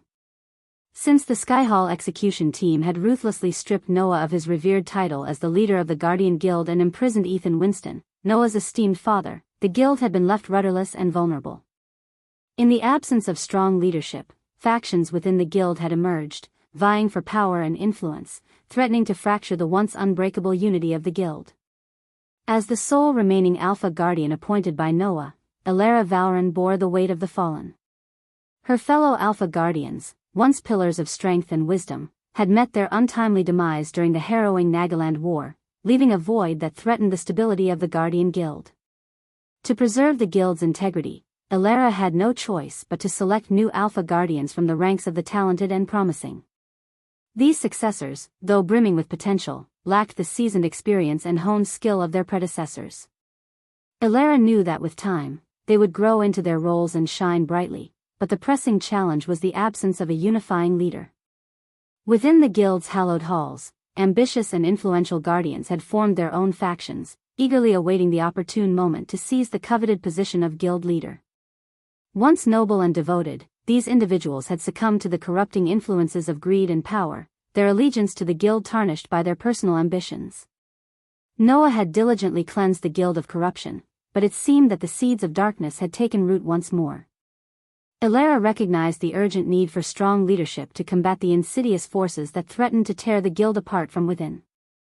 The task before her was daunting, as she grappled with the delicate balance of ensuring the Guild's stability while navigating the treacherous waters of factionalism. She knew that the lack of a unifying leader could lead to chaos and the dissolution of everything the Guardian Guild stood for. With each passing day, Alara tirelessly worked to nurture and guide the new Alpha Guardians, providing them with the wisdom and mentorship they needed to grow into their roles. She instilled in them the values of honor, selflessness, and dedication, hoping to inspire them to rise above the temptation of personal gain and restore the Guild's reputation. Silence. Alara's voice reverberated through the grand hall, commanding the attention of the assembled Alpha Guardians and Guardian Captains. The sheer force of her command compelled everyone to cease their conversations and turn their focus towards her. As the authoritative figurehead of the Guardian Guild, Alara stood tall and composed, her eyes scanning the room. Alongside her, 3 newly appointed Alpha Guardians took their places, each embodying the essence of their respective divisions. Alpha Roshan, the formidable Alpha Guardian of the Beast Guardians, possessed a commanding presence akin to a majestic lion. His golden mane cascaded down his broad shoulders, radiating strength and wisdom.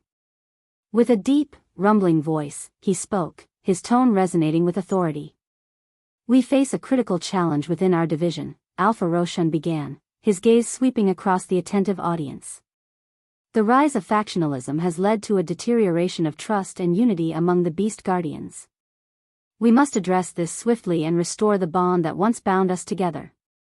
Alpha Vivian, the fiery-haired Alpha Guardian of the Sorcerer Guardians, exuded an air of mystic power. Her vibrant red locks shimmered under the light, mirroring the intensity of her magical prowess. She stepped forward, her voice carrying an undercurrent of determination. In the realm of the arcane, we encounter a different set of trials, Alpha Vivian continued, her emerald eyes sparkling with unwavering resolve. The misuse and abuse of magic have tarnished our reputation.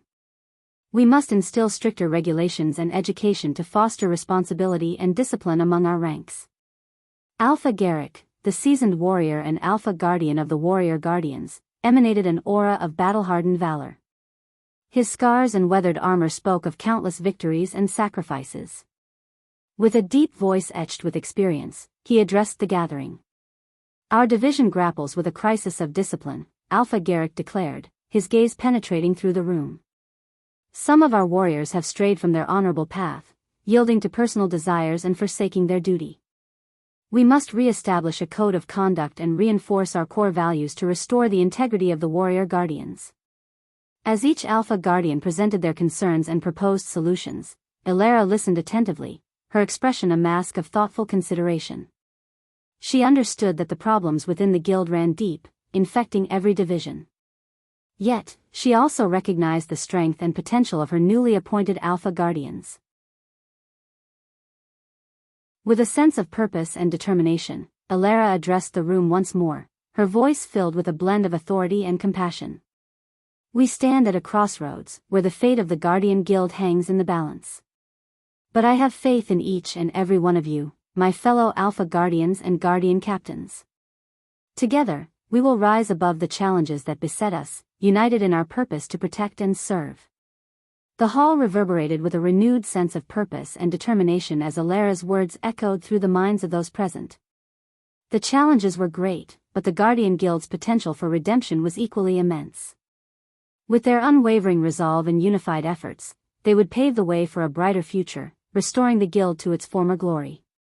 As the meeting unfolded within the Grand Hall, a group of guardians clad in pristine white armor stood silently at the corner, their presence unnoticed by most.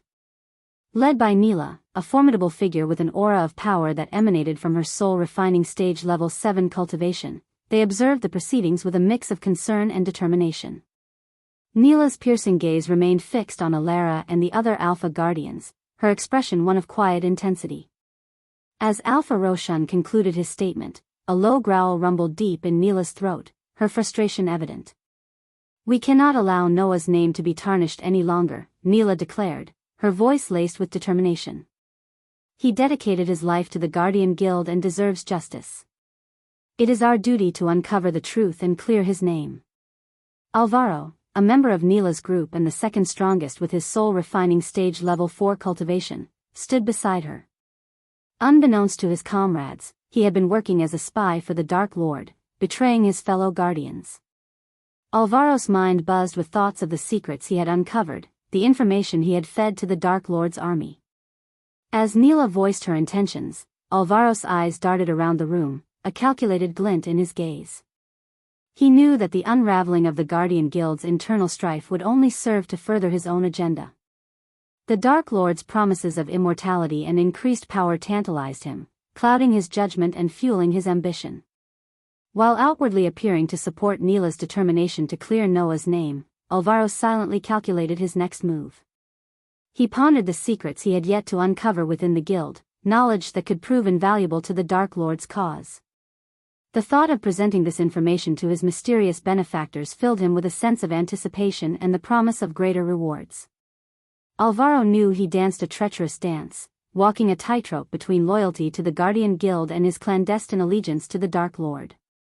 His mind buzzed with possibilities, weighing the potential outcomes of his dual existence. As the meeting continued, the air thick with tension and the weight of responsibility, Neela and her fellow guardians exchanged their differing viewpoints. Neela's determination to have Alicia, Noah's wife, take charge of the guardians in his absence, clashed with the objections voiced by Alvaro and others within the group. Neela's eyes flashed with conviction as she spoke, her voice carrying a resolute tone. "Alicia has suffered greatly at the hands of the Dark Lord. Her resilience and strength make her the ideal candidate to lead us in these troubled times. We must rally behind her and restore the honor of the Guardians. Neela, I understand your intentions, but we must consider the implications of Alicia's deep-seated hatred for the Dark Lord.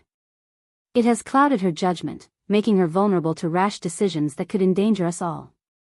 Alvaro, his gaze hidden behind a mask of calculated neutrality, spoke up with a measured tone. Others within the group nodded in agreement, their expressions etched with concern. They understood the pain Alicia had endured, but they also recognized the potential pitfalls of entrusting their fate to a leader driven by personal vendetta. Neela's brows furrowed, her determination unyielding. I believe in Alicia's strength and resilience. She has the power to unite us and guide us towards victory. We cannot let fear and doubt hold us back. Alvaro's eyes narrowed, a flicker of subtle intent passing through his gaze. Perhaps it would be wise to consider all options before rushing into such a decision. The Dark Lord's reach is vast, and we must prioritize the safety and well-being of our fellow guardians. Neela's jaw tightened, her stance unwavering. We will not falter in our pursuit of justice. Alicia has the spirit to confront the Dark Lord, to avenge her family and protect our guild. We must support her. As the debate raged on, the rift within the group widened. The weight of conflicting loyalties and hidden agendas bore heavily upon the Guardians, threatening to fracture their unity and weaken their resolve. Unbeknownst to them, Alvaro's duplicitous actions loomed in the shadows as he played a dangerous game of manipulation, ready to exploit any opportunity that would further his allegiance to the Dark Lord. As the tense atmosphere gripped the meeting hall, a sudden commotion erupted at the entrance. A guardian, trembling and drenched in sweat, stumbled into the room, his face contorted with fear.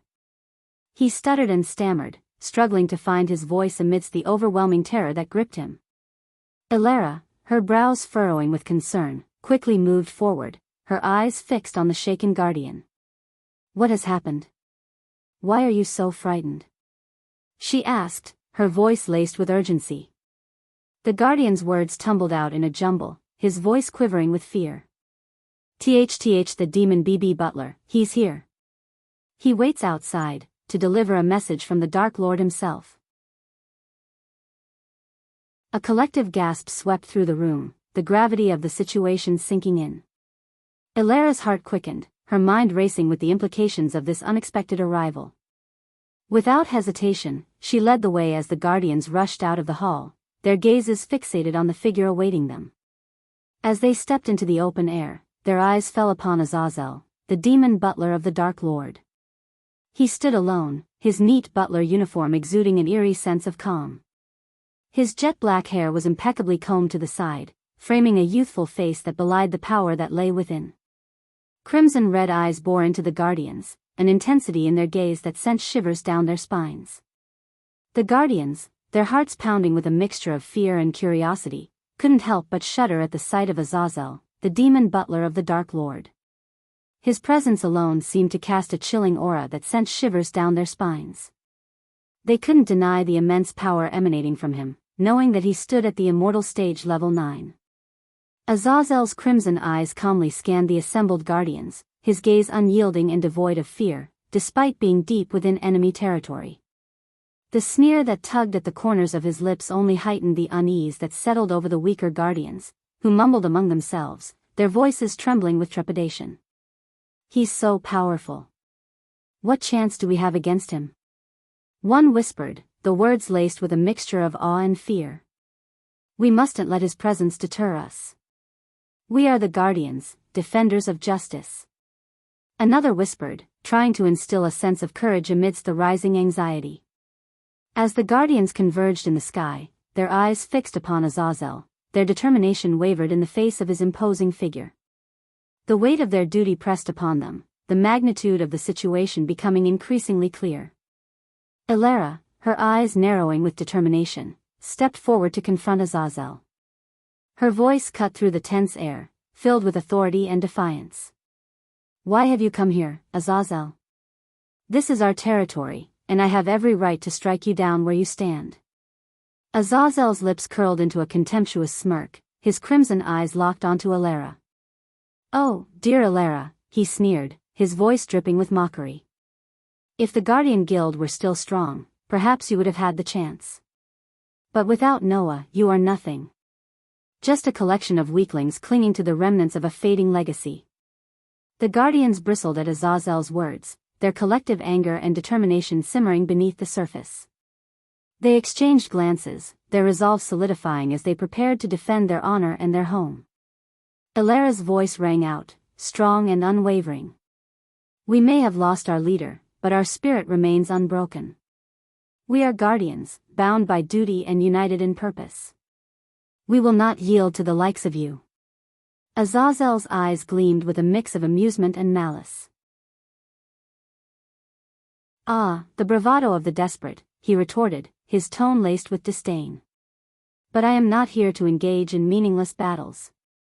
I bring a message from the Dark Lord himself." The tension in the air grew thicker as the guardians leaned in, their gazes fixed on Azazel, anticipation and dread intertwining within them. "What is this message?" Ilara demanded, her voice laced with a mix of defiance and curiosity. Azazel's smile widened, his crimson eyes flashing with a dark glimmer. "You have 2 days, he proclaimed, his words like venomous whispers. 2 days to abandon this guild, to scatter and hide like the rats you are. After that, the Dark Lord will personally come to this guild and burn it to the ground. And anyone who dares to stand in his way will meet their demise." The guardians exchanged stunned glances, the weight of Azazel's words pressing upon them. Fear mingled with determination as they grappled with the reality of their impending fate. Ilara's voice trembled with suppressed anger and defiance. "We will not bow before the Dark Lord. We will stand our ground and defend what is ours." Azazel's laughter echoed through the air, a chilling sound that sent a shiver down the spines of the guardians. "So be it," he sneered. "But remember, the darkness is relentless, and your feeble resistance will only lead to your destruction." As Azazel turned to depart, his dark wings unfurling behind him, the guardians were left in a whirlwind of conflicting emotions. They understood the gravity of the situation, the immense power they faced, but within the depths of their hearts, a glimmer of hope still burned. They would not surrender without a fight, for they were guardians, defenders of justice, and they would face the darkness head-on, no matter the cost. When the shock settled among the guardians, whispers of disbelief rippled through their ranks. But the Dark Lord disappeared. "Where did he go?" one guardian murmured, his voice filled with confusion. "We thought he had vanished for good," another whispered, his eyes wide with realization. "But now, he's back, and more dangerous than ever." The news of the Dark Lord's return sent shockwaves through the Guardian Guild, filling them with a mixture of fear and uncertainty. They had hoped for respite in his absence, but now, they were faced with the undeniable truth that the Dark Lord's power still loomed over them.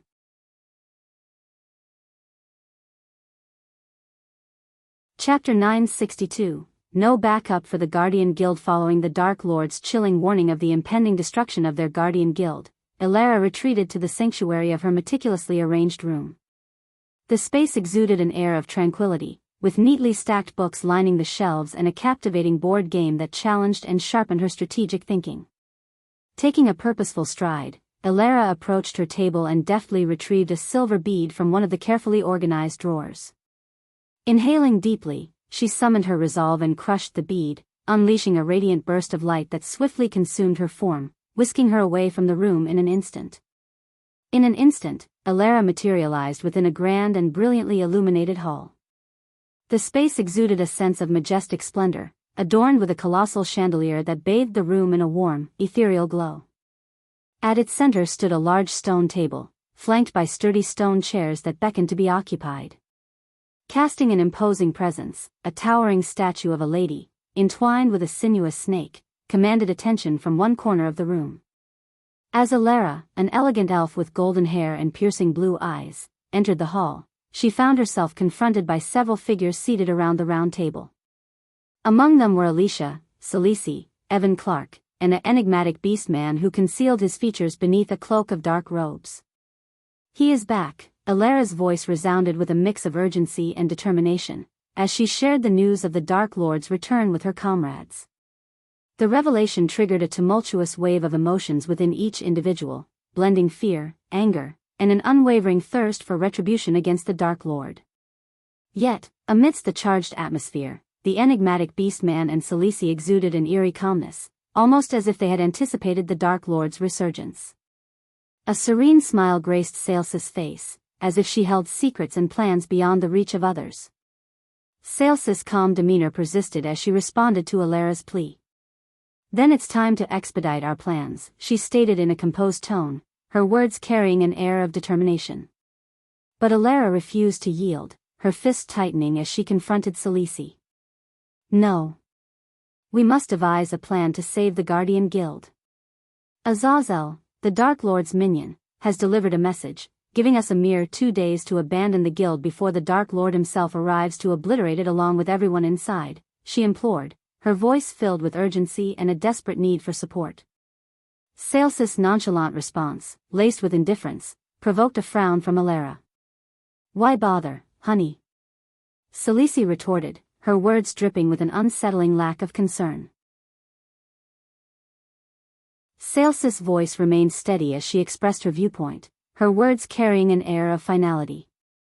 "The Guardian Guild, my dear, is akin to a dying animal. Attempts to salvage it would only prolong its suffering, prolong the inevitable. We must face the harsh truth that there is no conceivable plan in existence that can protect the guild from the Dark Lord's wrath. With his formidable power at the half-celestial stage, we lack any semblance of strength or support to pose even a remote challenge against him," Salisi explained, her serene countenance, seemingly undisturbed by the gravity of the situation, accentuated the weight of her words. Alicia's frustration and anguish ignited, her voice echoing with a mix of anger and desperation as she forcefully slammed her hand on the table. "So what do you expect us to do? Stand idly by and watch that bastard destroy everything my husband worked tirelessly to build?" Her concern for Noah, lost after the Dark Lord's brutal attack on his mentor, Andreas, intensified her emotions. With Noah still unconscious and his whereabouts unknown, Alicia's anxiety grew, fueling her desire to protect his family. The Sky Hall's ruthless execution team had apprehended Ethan Winston and the elders, dismantling the entire Winston family. Fortunately, Noah's aunties found refuge in Breedia, seeking asylum under the protection of King Breedia, given their familial ties. Sales's calm demeanor remained unwavering, her gaze steady as she countered Alicia's outburst. "Why waste our efforts mending a dying creature when we have the opportunity to create a formidable force capable of toppling the Dark Lord? Remember, the Guardian Guild is more than just a physical structure, it resides within its members. Have you ever stopped to consider why the Dark Lord granted a 2-day ultimatum? He wants the Guardians to abandon the Guild, sacrificing their loyalty to save their own lives. Tell me, Alara, how many Guardians have already handed in their resignations and fled?"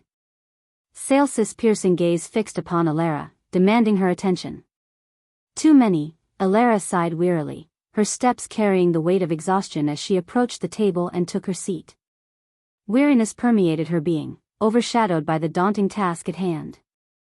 Salisi leaned forward, her eyes gleaming with determination as she presented her plan. "The best course of action is to identify the most talented individuals within the guild who still hold unwavering loyalty to Noah. We must recruit them into our ranks, forming a united front against the Dark Lord." While Michael and Gaia were occupied in the depths of hell, Salisi took it upon herself to tirelessly seek out those with the values of honor and courage, individuals who would join the impending battle against the Dark Lord. In essence, she was constructing a clandestine army in the shadows, hidden from the prying eyes of their enemy. Among the first recruits were Evan Clark, accompanied by his fiancée Victoria, Alara Valron, and Alicia Winston. Sales's efforts also extended to the talented dwarves of the Han Torum clan, whom she enlisted under the leadership of Hammond. Their expertise in crafting formidable weapons would prove invaluable in the forthcoming struggle against the Dark Lord. With assistance from the Sky Hall, Salisi successfully rescued Hammond from the clutches of the Dark Lord's vampires, recognizing the immense value of preserving such a brilliant mind. Little did Salisi know, however, that the Dark Lord himself had already set in motion his own sinister plans for weapon development.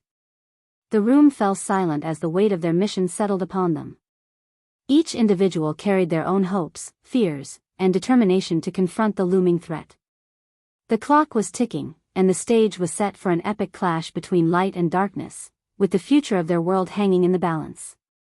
Evan's words carried a sense of urgency as he addressed Salisi, his tone laced with concern. "Lady Salisi, we must understand that the Dark Lord's ambitions extend far beyond the Guardian Guild. He is not going to halt his actions here." Elara, nodding in agreement, added her insights to the conversation. As an Alpha Guardian, she had dedicated herself to studying the Dark Lord extensively. Her voice held a mixture of determination and apprehension. "He is on the offensive now. The Dark Lord's intentions are clear. He seeks to obliterate his enemies while they are at their most vulnerable." Silent and watchful, the wolf-like figure listened intently without uttering a single word. Emotions ran high in the room as the gravity of the situation became increasingly apparent. The Dark Lord's relentless pursuit of power and destruction cast a shadow of fear and uncertainty over their future. They knew that in order to stand a chance against him, they would need to unite their strengths and devise a plan that countered his every move. Time was of the essence, and the battle against the Dark Lord had become a race against his impending onslaught. Celice glanced around the room, her gaze lingering on each face before she spoke. "Hammond has been diligently working to create something that could potentially turn the tide against the Dark Lord," she said cryptically, her voice low and enigmatic. Evan, Elara, and the wolf-like figure leaned in, their curiosity piqued by Sales's mysterious statement. They knew that Celice possessed hidden depths of knowledge and strategies that often remained veiled from the rest. "Hammond, under my guidance, has been collaborating with a group of skilled dwarves," Celice continued, her voice carrying a tinge of secrecy. "Together, they are forging a weapon, a device that has the potential to harness the very essence of the fallen, turning them into an undying army." Her words hung in the air, eliciting a mix of intrigue and uncertainty among her companions. Celice had chosen not to reveal the full extent of her plans, keeping them shrouded in mystery. She understood that unveiling her every move could jeopardize the delicate balance they sought to achieve. "Trust in our ally's ingenuity," Celice added, her eyes gleaming with a glimmer of determination. "Hammond's invention may hold the key to countering the Dark Lord's forces and granting us an unexpected advantage." Evan and Elara exchanged a knowing glance, sensing that Celice held back more than she had revealed. They understood that Celice was a master strategist, carefully orchestrating their actions to outmaneuver their formidable adversary. It was a testament to her foresight and cunning that she kept certain cards hidden, reserving them for the most opportune moments. The wolf-like figure remained silent, their eyes reflecting a blend of curiosity and caution. They had chosen to trust in Sales's leadership, knowing that her every decision held a purpose that would unfold in due time. When the weight of their impending battle settled upon them, the room fell into a contemplative silence. Each individual contemplated their role in the grand scheme of things, aware that the fate of their world rested on their shoulders. Sales's mysterious plans and Hammond's secret project cast an air of hope amidst the encroaching darkness, reminding them that the path to victory often lay hidden within the shadows. As Sales's words about turning fallen comrades into an undying army echoed in the room, a wave of discomfort washed over Alicia. Her face contorted with a mix of confusion and disgust, her brows furrowing deeply. The idea of creating an army of the undead, akin to the Dark Lord's forces, repulsed her. Alicia couldn't help but voice her concerns, her voice laced with skepticism. "Are you planning to create an undead army, Celice? Are we not just becoming as twisted and vile as the Dark Lord himself if we resort to such methods?" Celice, her gaze steady and unyielding, met Alicia's eyes. A knowing smile played upon her lips as she responded. "No, Alicia. This is not an undead army in the conventional sense. It is something much more." Her words hung in the air, leaving Alicia yearning for more answers.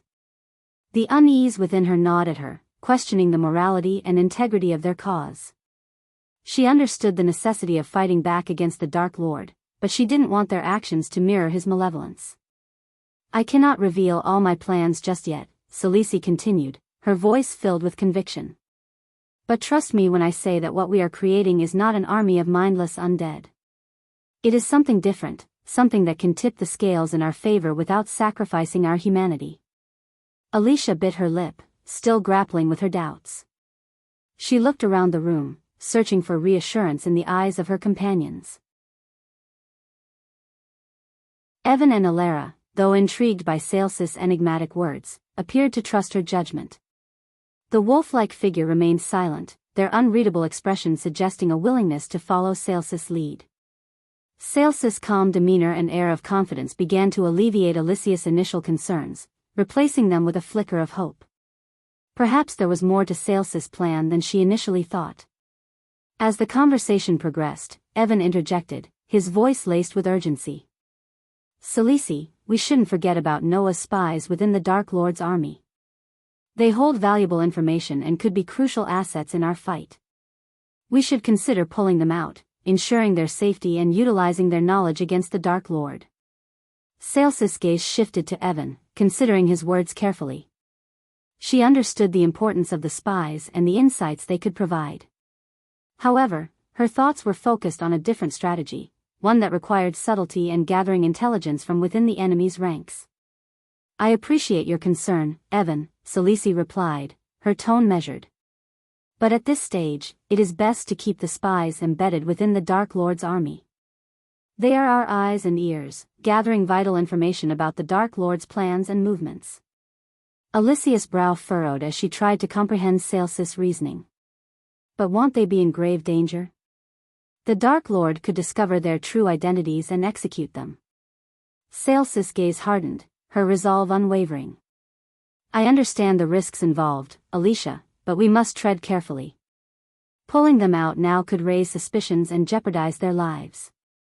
By keeping them within the Dark Lord's army, they can continue to gather valuable intelligence, ensuring we stay one step ahead." Evan nodded reluctantly, acknowledging the rationale behind Sales's decision. He knew they needed as much information as possible to counter the Dark Lord's plans effectively. However, he couldn't help but worry for the safety of the spies and the potential consequences they might face. "Remember, our spies are skilled and resilient," Salisi continued, her voice filled with determination. "We will provide them with the support they need and monitor their situation closely. If the risks become too great, we will reassess and act accordingly. But for now, their presence within the Dark Lord's army is our best chance to gather crucial intel and gain an advantage." Alicia sighed, reluctantly accepting Sales's perspective. She knew that Salisi had a knack for playing the long game, strategizing with meticulous care. While uneasy about the spies' precarious situation, she understood the importance of information in this battle against the Dark Lord. With their discussion concluded, the group settled into a determined silence, each member contemplating their role in this dangerous undertaking. The path ahead was treacherous, and sacrifices would be inevitable. Sales's enigmatic plans, the spies lurking in the shadows, and the weight of their mission loomed over them, shaping their resolve to challenge the Dark Lord and reclaim their world from his clutches.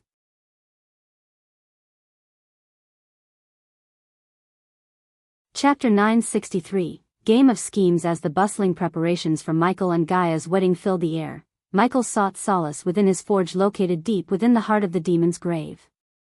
Here, amidst the flickering glow of molten metal, he dedicated his craftsmanship to fashioning something truly special for his beloved. The distant rumble of the relocated mountain, containing his cherished herbal garden, still echoed in his ears as he focused on his work. Vidora, the three-headed hydra, coiled upon a nearby table, its heads observing Michael's every move with unwavering attention. Iag, the white-headed head of the hydra, emanated an aura of raw energy, occasionally punctuating the air with colorful expletives. Sarba, the silver-headed middle head, possessed a gentle and meek disposition, rarely displaying anger. And Cain, the black-headed head, exuded an air of silent cunning and unmatched intellect. As Michael stoked the fires of the forge, the searing heat bringing beads of sweat to his brow, Vidora's multiple heads swayed in unison, their eyes fixated on the intricate dance of flames. Iag's voice dripped with a mixture of skepticism and frustration as she addressed Michael, her tone laced with disbelief. "So, it's finally fucking happening, huh? The Guardian Guild's gonna be wiped out. But why the hell did you give him 2 days? Wouldn't it be more efficient to catch him off guard and attack without warning?" Michael, his focus undeterred, carefully lifted a cauldron brimming with shimmering golden liquid, its warmth radiating through the air. With a calm demeanor, he replied to Iag's questioning, his voice steady yet tinged with an underlying intention. "I want to give those who want to leave the guild a chance. Ayag's brows furrowed in suspicion, her eyes narrowing with a newfound sense of curiosity. Why the hell do I get the feelin' that you've got something else up your sleeve? She pressed, her voice laced with skepticism. Kane, ever observant and quick to interject, spoke up in place of Michael, his tone carrying a hint of intrigue. There's another force at play here, Ayag. Michael paused his work momentarily, a knowing smile gracing his lips as he acknowledged Ayag's bewildered expression. You caught on, huh? He remarked, a glimmer of amusement in his eyes. Ayag, still grappling to comprehend the depth of the situation, blurted out her question, her voice laden with confusion. What other force are you talking about? She inquired, her tone revealing her utter cluelessness. Michael's voice cut through the air, his words steeped in gravitas as he unraveled a truth that left Ayag stunned. Nightmare's death didn't happen by chance. It was orchestrated, someone pulling the strings behind the scenes. They wanted to pin the blame on Noah and Norvin. Ayag growled in disbelief, his voice laced with surprise and a touch of anger. What the fuck do you mean they put the blame on Norvin? Our fucking spies in Winston Manor said Norvin claimed he stabbed Nightmare in a fit of rage. Michael, his hammer striking the cooled golden liquid with precision, maintained his focus as he clarified the truth. Noah and Norvin both have this idiotic rule against killing. They believe in it wholeheartedly, even if it puts them at a disadvantage. Noah wouldn't have taken Nightmare's life, especially not after we saved his father. He'd try to incapacitate Nightmare, use his power to lock his cultivation, and end the fight without killing him. So, you're saying someone else killed Nightmare and put the blame on Norvin? But here's the fucking thing that doesn't make sense. Why the hell would Norvin take the blame, knowing that claiming he killed Nightmare would piss us off enough to wipe out their whole fucking kingdom? Michael's work paused momentarily, his eyes meeting Ayag's as he conveyed his understanding. Norvin bet on the fact that I can't kill Noah without the god-killing arrows. He thought if he placed Noah in Nagaland, we wouldn't attack cause it's Gaia's homeland. But he didn't anticipate that Gaia would prioritize avenging Nightmare over her kingdom. The same force behind Nightmare's death manipulated Norvin into leaving Noah's side. Otherwise, he wouldn't have done it. The rhythm of Michael's hammer resumed, the metallic clang reverberating through the forge as he continued his work. The process of forging a special gift for Gaia unfolded alongside their conversation, each strike of the hammer adding to the creation of a symbol of their love. As sparks flew and metal took shape, the weight of the revelation settled upon them all. Emotions churned within them, a mix of anger, confusion, and determination. The path to justice was laid bare before them, and they vowed to unravel the truth behind Nightmare's death and protect those who had been wrongly accused. Think about it. How could Saber lose the trail of a mere human? Someone must have helped Hammond disappear, Michael stated calmly, his voice tinged with a hint of intrigue. Ayag's anger flared as she responded, her voice laced with frustration. So when the fuck did you come to this conclusion? Before or after Gaia launched a fucking full-scale attack on her homeland, killing Castienne and cripping her sister? Michael's expression remained composed as he answered, a subtle smirk playing on his lips. Long before that, Ayag. Whoever the hell they are, they know damn well they can't face me directly. That's why they choose to work from the shadows.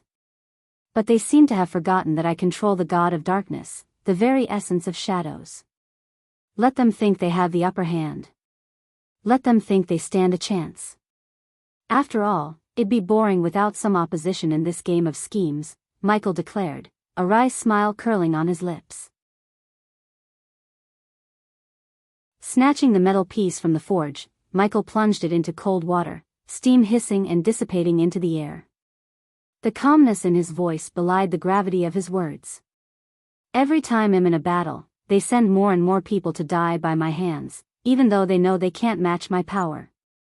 If I'm right, they're planning some fucked up shit with the souls of the people we kill. The mention of souls made Vidora's minds race, their thoughts instantly conjuring images of an army of glowing souls under the night sky, poised to take down the dark army they had worked tirelessly to build. Yet, upon witnessing the calm smile on Michael's face, a sense of reassurance washed over them. Okay, hold the fuck up. What the hell makes you think they're building an army of souls? Is that what you're implying? Ayag furrowed her brow, her frustration was evident. They were harvesting demon bodies in the demon's grave and fucking undead from the nether realm. And the only explanation for why no powerful cultivator interjected every time I fought an army is 'cause they let me kill all those people, Michael explained, his tone matter of fact. Ayag interjected, her skepticism apparent. We can't fucking rule out the fact that Sonali is as dumb as a sack of shit. Michael chuckled, a brief respite from the seriousness of the conversation. True, but it wasn't Sonali who ruled Nagaland. It was Salisi, her mother. And Salisi was nowhere to be found when we attacked Nagaland. According to Gaia and the intel we got from our minions, Salisi is not stupid. Sarbah's curiosity was piqued as he posed a question. If she's such a genius, then why the hell did Nagaland decline under her rule? Michael's response was laden with contemplation. What if that was her intention all along? He pondered aloud, his question hanging in the air. Frustration and confusion etched on Sarbah's face as he absorbed Michael's words. I don't have any proof to support my theory, but I've reached a point where I don't need concrete evidence. Once Arius assassins find Salisi, they'll get the goddamn answers straight from her, Michael declared coldly, his eyes gleaming with determination as he retrieved the metal piece from the oil. So let's say they are indeed building an army of souls, and I don't even know how the hell that shit works. What the fuck are you gonna do about it, huh? Are you gonna stop killing anything that stands in your way and turn to goddamn democracy? Ayag sneered, her sarcasm dripping from every word. Michael, focused on his forging, responded calmly, his words punctuated by the rhythmic clanging of the hammer. They're not building an army for themselves, Ayag. They're building an army for me. They just don't know about it. He continued his work, the metal piece slowly taking shape beneath his skilled hands. Michael harbored two intertwined plans in his relentless pursuit of the truth. The first plan revolved around unearthing the complete extent of his suspicion, the existence of an army of souls being constructed by his adversaries. Once he confirmed the presence of such an ethereal force, his second plan would seamlessly come into play, ingeniously utilizing the powers bestowed upon him by the system to claim the army of souls as his own. However, caution was paramount. Michael understood the delicate balance between maintaining secrecy and his enemy's perception of his suspicions. If they were to suspect his awareness of their sinister machinations, they would swiftly pivot to an alternate strategy. Thus, feigning ignorance became an integral aspect of his design. By appearing oblivious to their hidden agenda, his enemies would continue to dispatch armies, unknowingly presenting him with the opportunity to accrue experience points and, in turn, the coveted badass points through their defeat. It was through this process of skillful manipulation that Michael would steadily accumulate his store of badass points. In the intricate dance between light and darkness, Michael's strategic mind worked tirelessly, envisioning a future where the army of souls stood as a testament to his indomitable will. With careful precision, he calculated each step, knowing that the revelation of the truth would pave the path for him to harness the power within the souls and forge his own indomitable army. Though the system had temporarily gone offline, and he couldn't earn experience points for his kills, Michael knew he still amassed a fucking ton of badass points. After the war in Nagaland, he had a staggering 20 million badass points just waiting to be utilized. He was confident that once the system came back online, he could turn whatever this unknown enemy was doing in the shadows against them, using the powers granted by the system. As the conversation shifted to the topic of spies, Ayag raised a proposition that made Michael pause. Now that Noah is gone and we're on the verge of destroying the Guardian Guild, we should hang Noah's fucking spies among our ranks and make an example out of them, Ayag suggested, her tone laced with vindictiveness. Michael shook his head, his expression contemplative. No. They are far more valuable to me, alive than dead. I've instructed Trista to place these spies in a special unit and feed them false information. This unknown enemy of mine will eventually seek out these spies and attempt to use them. And when that happens, these spies will unknowingly lead me straight to them, Michael explained, his eyes gleaming with a cunning resolve. Michael was acutely aware of the inevitable infiltration of his army by hostile spies.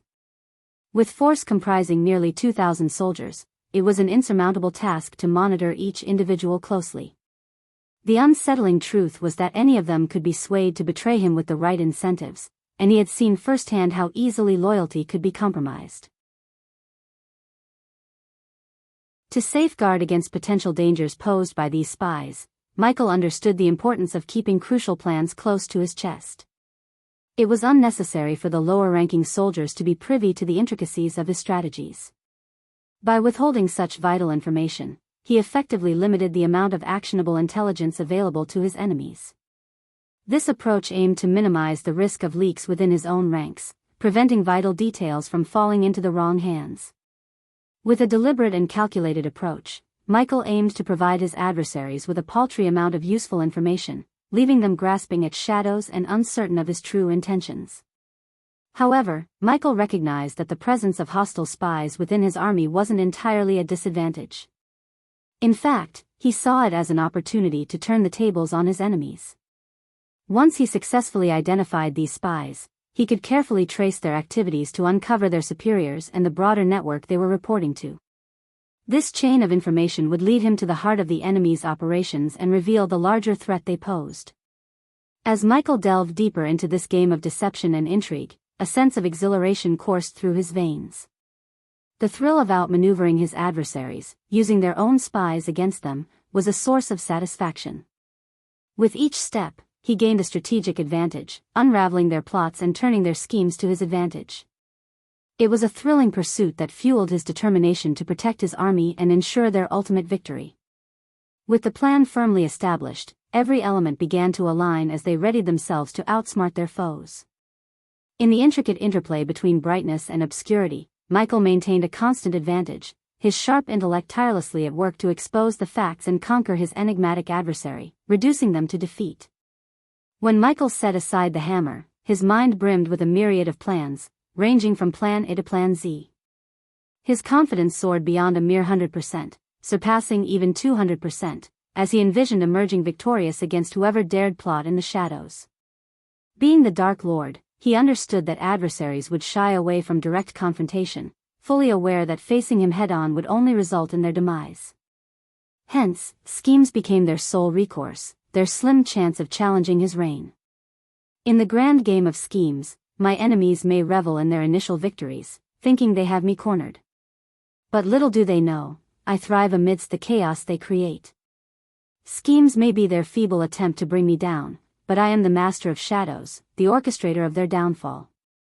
For every scheme they devise, I have 10 strategies waiting in the darkness.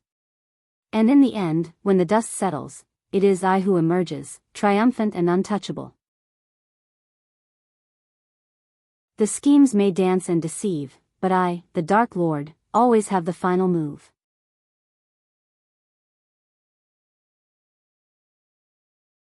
Chapter 964. Effects of the Dark Lord's armor pieces. Forgive this idiot author for not editing the properly when I first published it. I rewrote the chapter completely and add few more exciting things to the chapter. Please read the 963, before continuing to read the below chapter, venturing into the dark, newly built, and dimly lit underground cellar beneath Caius' home. Celici descended further into its eerie depths. The air within was heavy and tainted, carrying the unmistakable stench of blood, a testament to the horrors that had unfolded within these confines. As Celici cautiously advanced, the flickering light of torches revealed a macabre sight. The ground was stained with dried blood while fresh puddles glistened ominously. Chains hung from the walls, bearing the scars of countless struggles, evidenced by scratch marks and lingering traces of crimson. A bone-chilling symphony of gnawing and croaking sounds filled the air, a chilling reminder of the torment inflicted upon unfortunate victims held captive within this dismal underworld. Sailsis' steps faltered as a movement caught her attention, drawing her gaze to the dancing shadows. Amidst the obscurity, bolts of crimson-red lightning flickered, casting an eerie glow upon a tall figure. The atmosphere grew tense as Sailsis' eyes locked onto the enigmatic presence concealed within the darkness.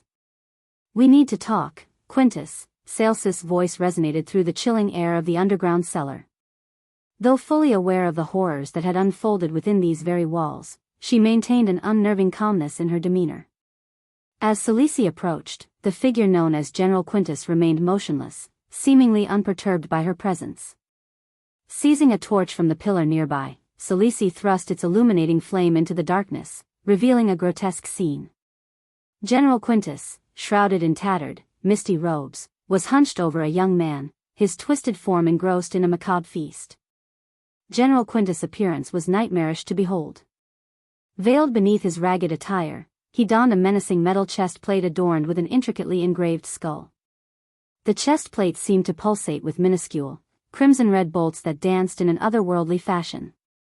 His disfigured countenance was a horrifying sight, with decaying flesh peeling away from his face, exposing raw, oozing wounds. Trails of blood streamed down his neck and eyes, while only a few stray strands of hair clung desperately to his scalp. His emaciated frame exuded an aura of terror, evoking a chilling sense of dread. Despite the terrifying visage before her, Celici maintained her composure, steeling herself for the conversation that lay ahead.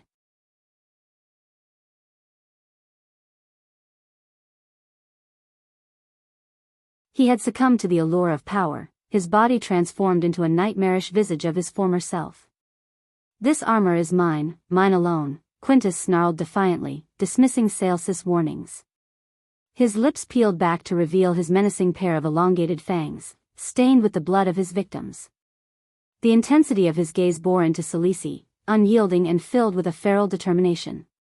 Despite all the warnings and pleas from Celici, Quintus stubbornly clung to the corrupted armor, his features contorted with defiance.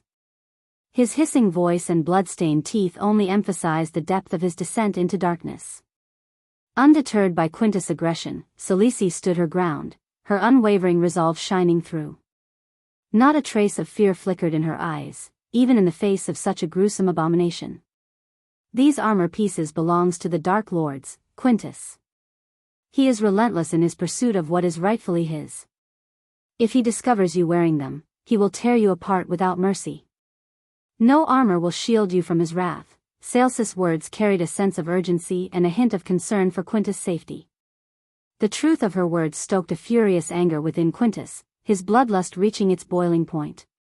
With inhuman speed, he lunged at Celici, driven by a primal rage. Yet, Celici remained composed, her gaze unwavering. In response, Celici calmly raised the torch in one hand, its flickering flames casting an eerie glow in the dimly lit cellar. With her other hand, she summoned a swirling mist that danced through the torch's fire, transforming it into a powerful torrent of blue flames. As the searing flames engulfed Quintus, his anguished roar filled the air. The intensity of the fire forced him to retreat into the shadows, seeking solace in the darkness that veiled his monstrous form. There, his vampiric regeneration would work tirelessly to heal the wounds inflicted by Celicis' flame. Quintus' face contorted with rage, his eyes burning with a bloodlust that seemed insatiable. "You wretched bitch! I will tear you limb from limb and feast on your flesh," he spat, his voice dripping with venomous hatred. His words carried a gruesome promise, filled with visions of carnage and savagery. Unfazed by the vile threats, Celici maintained her composure, meeting Quintus' gaze without flinching. She understood the depths of his desperation and the darkness that consumed him. With a steady voice, she attempted to reason with him. "Quintus, I am not your enemy. In fact, I am the only one who can offer you salvation from the fate that awaits you. I can help you wield the power of that armor without succumbing to its corrupting influence. You don't have to be consumed by darkness." Celicis' seemingly compassionate offer to save Quintus carried with it a hidden agenda. Beneath her calm exterior, a calculated mind was at work, analyzing every move and strategy. Her intentions were far from altruistic. She saw Quintus as nothing more than a pawn in her relentless game against the Dark Lord. While her words hinted at redemption and salvation, Celicis' true motivations were rooted in cunning manipulation. She saw an opportunity to exploit Quintus' desire for power, harnessing it for her own ends. Her heart remained untouched by genuine compassion, replaced instead by a cold, strategic mind that sought to leverage any situation to her advantage. Behind her calm demeanor, Celicis' thoughts churned with plans and schemes, each piece meticulously arranged on the chessboard of her ambitions. She was ruthless in her pursuit of victory, willing to use anyone and anything as a means to an end. Quintus, with his immense power and thirst for blood, became just another tool in her arsenal. In her eyes, alliances were temporary, loyalty was expendable, and emotions were mere hindrances. Cilici was a master manipulator, weaving a web of deception and intrigue, ensuring that she remained several steps ahead of her adversaries. Her actions were guided solely by self-interest, and she had no qualms about sacrificing others in her relentless pursuit of power. Despite the maddening corruption that clouded Quintus' mind, a flicker of rationality remained within him. Deep down, he understood the perilous truth in Xianxia's words. If he persisted in wearing the accursed armor pieces, his very existence would be devoured by their malevolent power. It was a realization that pierced through the haze of his insanity. Quintus, in his fragmented state, grasped a fundamental truth that eluded most. The armor pieces were not meant for mortal beings, and if he could not bear their weight, then no one else could either. They were crafted specifically for the Dark Lord, their twisted design a reflection of his maleficence. In stark contrast, Cilici, with her cunning and knowledge, recognized the armor's true nature. She understood the irrefutable connection it held with its creator, the Dark Lord himself. It was an understanding born from her meticulous research and her unyielding pursuit of knowledge. Quintus' sudden desire for the armor pieces derailed Xianxia's original plan. She had intended to bring the coveted artifacts to her lair, where she could conduct extensive research and unravel their secrets. It was through this meticulous study that she hoped to unlock the possibility of someone other than the Dark Lord donning the armor pieces. The allure of uncovering such knowledge fueled Xianxia's ambition. She understood the immense value of keeping the armor pieces out of the Dark Lord's clutches. By preventing him from obtaining them, she could hinder his progress and impede the completion of his formidable armor. Yet, Quintus' insatiable lust for the accursed pieces threw a wrench into her carefully laid plans.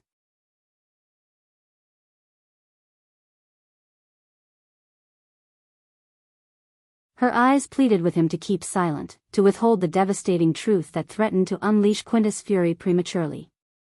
But Andreas, driven by his own motivations and disregard for the delicate balance she had meticulously orchestrated, flicked his wrist, summoning a silver chain adorned with a penguin pendant, a token of sentimental value. Quintus' eyes widened upon seeing the pendant, a visceral recognition flashing across his face. It was a precious gift, purchased by Quintus himself, presented to his beloved wife, Matilia Salinator, on their wedding day. The bloodstains that marred the chain told a gruesome tale, one of unspeakable loss and unsatiated vengeance. In that harrowing moment, Quintus' intentions to surrender the armor pieces and maintain rationality shattered like fragile glass. Overwhelmed by a torrent of anger and grief, he unleashed a primal roar, his sole desire to tear through the walls, break free, and confront the Dark Lord. Fool! Xianxia's frustration surged as she witnessed Quintus' reckless escape, leaving the cellar without surrendering the coveted armor pieces that she had been on the precipice of persuading him to relinquish. She clenched her fists tightly, her anger and disappointment seething, and turned her gaze to Andreas.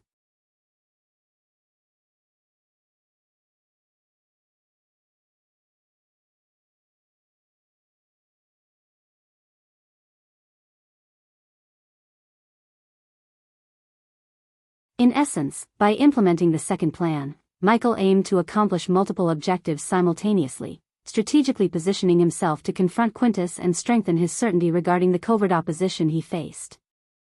Moreover, Michael desired Quintus' fate to serve as a stark warning and unmistakable message to all those who dared to align themselves with his adversaries. With a deliberate descent through the darkened skies, Michael could perceive the growing commotion emanating from Caius' opulent mansion. Dark Lord. Suddenly, a thunderous roar pierced through the night, carried by Quintus' commanding voice, echoing throughout the city and commanding attention from all who heard it. Under Quintus' tyrannical rule, a haunting darkness engulfed the once vibrant realm. The horror stories whispered among the townsfolk paled in comparison to the gruesome reality they faced. Quintus, a vampire of insatiable hunger, reveled in his sadistic reign, leaving a trail of shattered lives and broken spirits in his wake. Night after night, young souls, lured by false promises or seized under cover of darkness, vanished without a trace. Their cries for help echoed in the shadows, unheard and unanswered. Quintus, a predator hiding under Caius' manor, found pleasure in feasting upon the life essence of his victims. Their blood, once warm and pulsating with vitality, became his unholy elixir, prolonging his cursed existence. The people, trapped in a web of fear, lived in constant terror. Each passing day brought fresh nightmares as their loved ones disappeared one by one, leaving behind a void of anguish and unanswered questions. The once bustling streets now lay deserted and haunted, the atmosphere thick with an eerie silence. Hope flickered like a dying flame as the people yearned for a savior to vanquish this monstrous fiend. Whispers of resistance circulated in hushed tones, desperate pleas for someone, anyone, to rise against the nightmarish rule of Quintus. They longed for the light of justice to pierce through the suffocating darkness that had enveloped their lives. As the commotion echoed through the streets, a wave of fearful faces emerged from the safety of their homes. Yet, as Quintus' roar filled the night, a subtle sense of relief washed over them. Despite the world branding Michael as the malevolent Dark Lord, the reign of his loyal servant, Caius, had brought prosperity and happiness to Giselle. Under their joint leadership, the kingdom thrived, heading toward a golden era of prosperity. Even amid rumors of Caius' hidden allegiance to the Dark Lord, the people remained unconcerned, for their lives were filled with abundance and contentment. During Michael's absence in the depths of hell, a treacherous turn of events unfolded within the Sky Hall. The execution team, manipulated by sinister forces, falsely accused Caius of serving the evil Dark Lord and swiftly ended his life.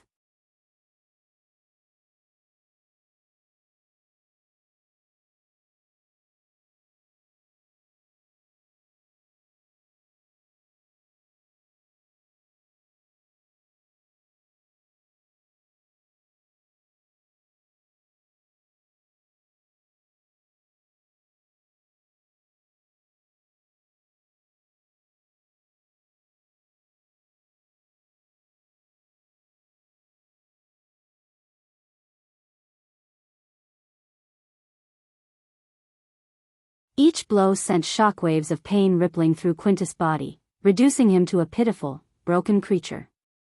As the battle neared its climax, Saber seized hold of Quintus' elongated tongue, the very instrument that had caused so much suffering. With a surge of strength, he yanked it free from Quintus' twisted maw, eliciting a gory fountain of blood. The severed appendage dangled from Saber's grip, a macabre testament to his triumph over his vampiric foe. Bloodied and broken, Quintus gasped for air, his body racked with convulsions. His once formidable presence was reduced to a pitiful heap, limbs twisted and mangled. Every inch of his being bore the marks of Saber's merciless assault, a testament to the unleashed fury of a determined elder vampire. The battlefield was drenched in a ghastly tableau of crimson, the very life essence of Quintus spilling out in torrents. The air hung heavy with the metallic scent of blood, mingling with the acrid tang of decay. The scene bore witness to the raw brutality of the encounter, a visceral display of the consequences faced by those who dared to challenge Saber's unyielding resolve. The once formidable Quintus lay broken and defeated, his monstrous visage reduced to a shattered husk. The battle had reached its horrific conclusion, leaving a trail of devastation in its wake. With Quintus lying broken and defeated, Saber approached the fallen vampire, his gaze filled with disdain. He reached down, his gloved hand closing around the two armor pieces that adorned Quintus' chest. With a powerful yank, he tore them from their resting place, causing Quintus to roar in a mixture of pain and fury. At that moment, Saber's voice cut through the air like a blade, his tone laced with a cold superiority that pierced Quintus' wounded pride. "You are nothing more than a pitiful byproduct of twisted experiments," he hissed, his words dripping with contempt. A mockery of what it means to be a vampire, born from the meddling of inferior beings. As Quintus writhed in agony, his monstrous form battered and broken, Saber towered over him, radiating an aura of dominance. Without a hint of mercy, Saber raised his boot high above Quintus' head, the final blow poised to descend. The weight of his conviction fueled the force behind his strike, amplified by his unyielding determination to rid the world of this abomination. In a resounding act of retribution, he brought his foot crashing down, meeting Quintus' skull with devastating force. A sickening crunch reverberated through the air as bones shattered and flesh gave way beneath Saber's merciless assault. Quintus' head crumpled beneath the impact, reducing it to a gruesome, unrecognizable pulp of blood and shattered fragments. Saber's boot remained firmly planted on the remains, a symbol of his triumph and a testament to the unyielding power he possessed. The battlefield was silenced, save for the faint echoes of Saber's victorious blow.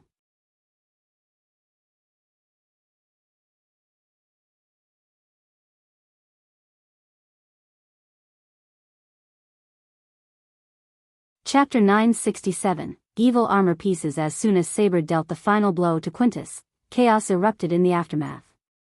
The Spartan soldiers of Giselle, driven by their duty to capture anyone associated with the Dark Lord, found themselves facing the very embodiment of their mission.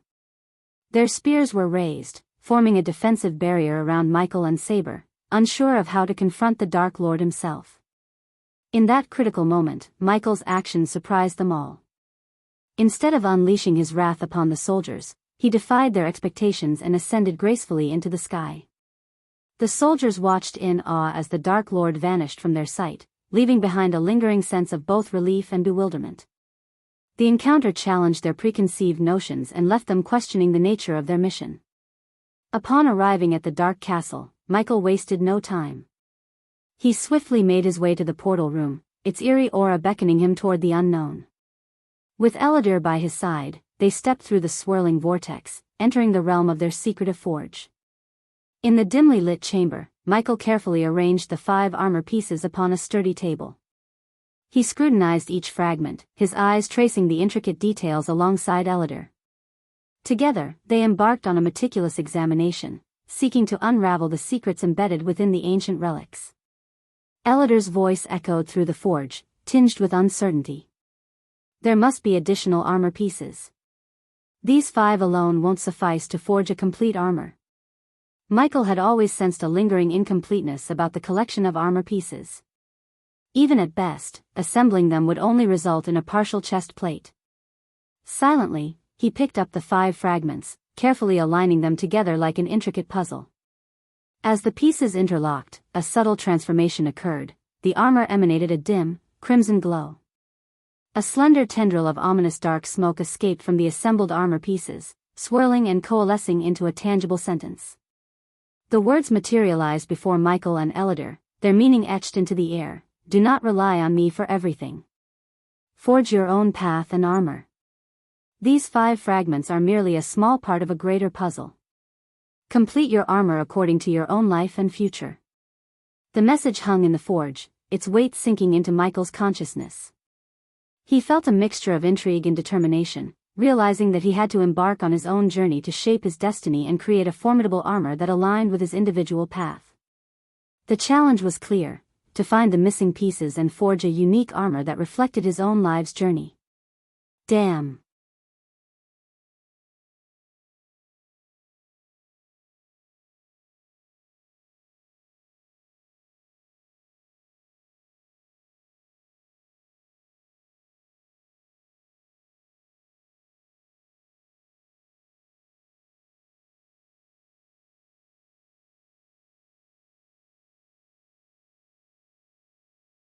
However, he had rejected their offer and embarked on a path that led him to become the Dark Lord.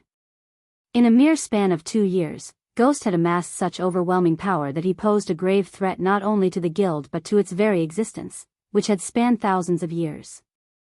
Elara Valrin, standing tall on the elevated stage, gazed upon the gathered guardians with a mix of determination and compassion in her eyes. She understood the weight of the impending battle and the fear that gripped their hearts. Taking a deep breath, she began her speech. My fellow guardians, Elara's voice rang out with strength, commanding the attention of everyone in the Grand Hall. Today, we stand on the precipice of a battle that will test our very souls. The Dark Lord has unleashed a reign of terror upon our lands, leaving destruction in his wake. A murmur of agreement and unease rippled through the guardians as Elara's words resonated with their own experiences. They remembered the day when the Ithilin Island, a once flourishing realm, had been shattered into pieces, disappearing beneath the unforgiving waves. The loss of an entire island and its inhabitants had shaken them to their core. Elara continued, her voice unwavering. The Dark Lord's heinous acts extend beyond mere destruction. He has ruthlessly wiped out the noble royal family of Thusia, eradicating their legacy and bringing pain to our realm. His power knows no bounds, and his thirst for dominance threatens everything we hold dear. The guardians listened intently, their expressions a mix of sorrow, anger, and determination. Each one had felt the sting of the Dark Lord's actions, the personal losses they had suffered at his hands. But Alara's words kindled a fire within them, reminding them of their duty as protectors. "But we, my dear guardians, we are the light in the face of this darkness," Alara proclaimed, her voice filled with conviction. "We have trained for this moment, honing our skills, and cultivating our indomitable spirit. We have pledged our lives to defend the innocent, to safeguard our realms from the forces of evil." A renewed sense of purpose filled the hall as Alara's words resonated with the guardians. They straightened their postures, their eyes shining with a flicker of hope amidst the impending storm. "Our unity is our greatest strength," Alara continued, her voice rising with fervor. "Together, we shall stand against the Dark Lord, united by our unwavering loyalty to the Guild and our unwavering belief in the power of good. We will not falter, nor will we yield, for we are the protectors of light and guardians of justice." A surge of determination coursed through the hearts of the guardians, their spirits lifting as they absorbed Alara's words. They knew the road ahead would be perilous, but they were resolute in their mission to confront the Dark Lord. As Alara concluded her speech, the grand hall resounded with thunderous applause and fervent cheers.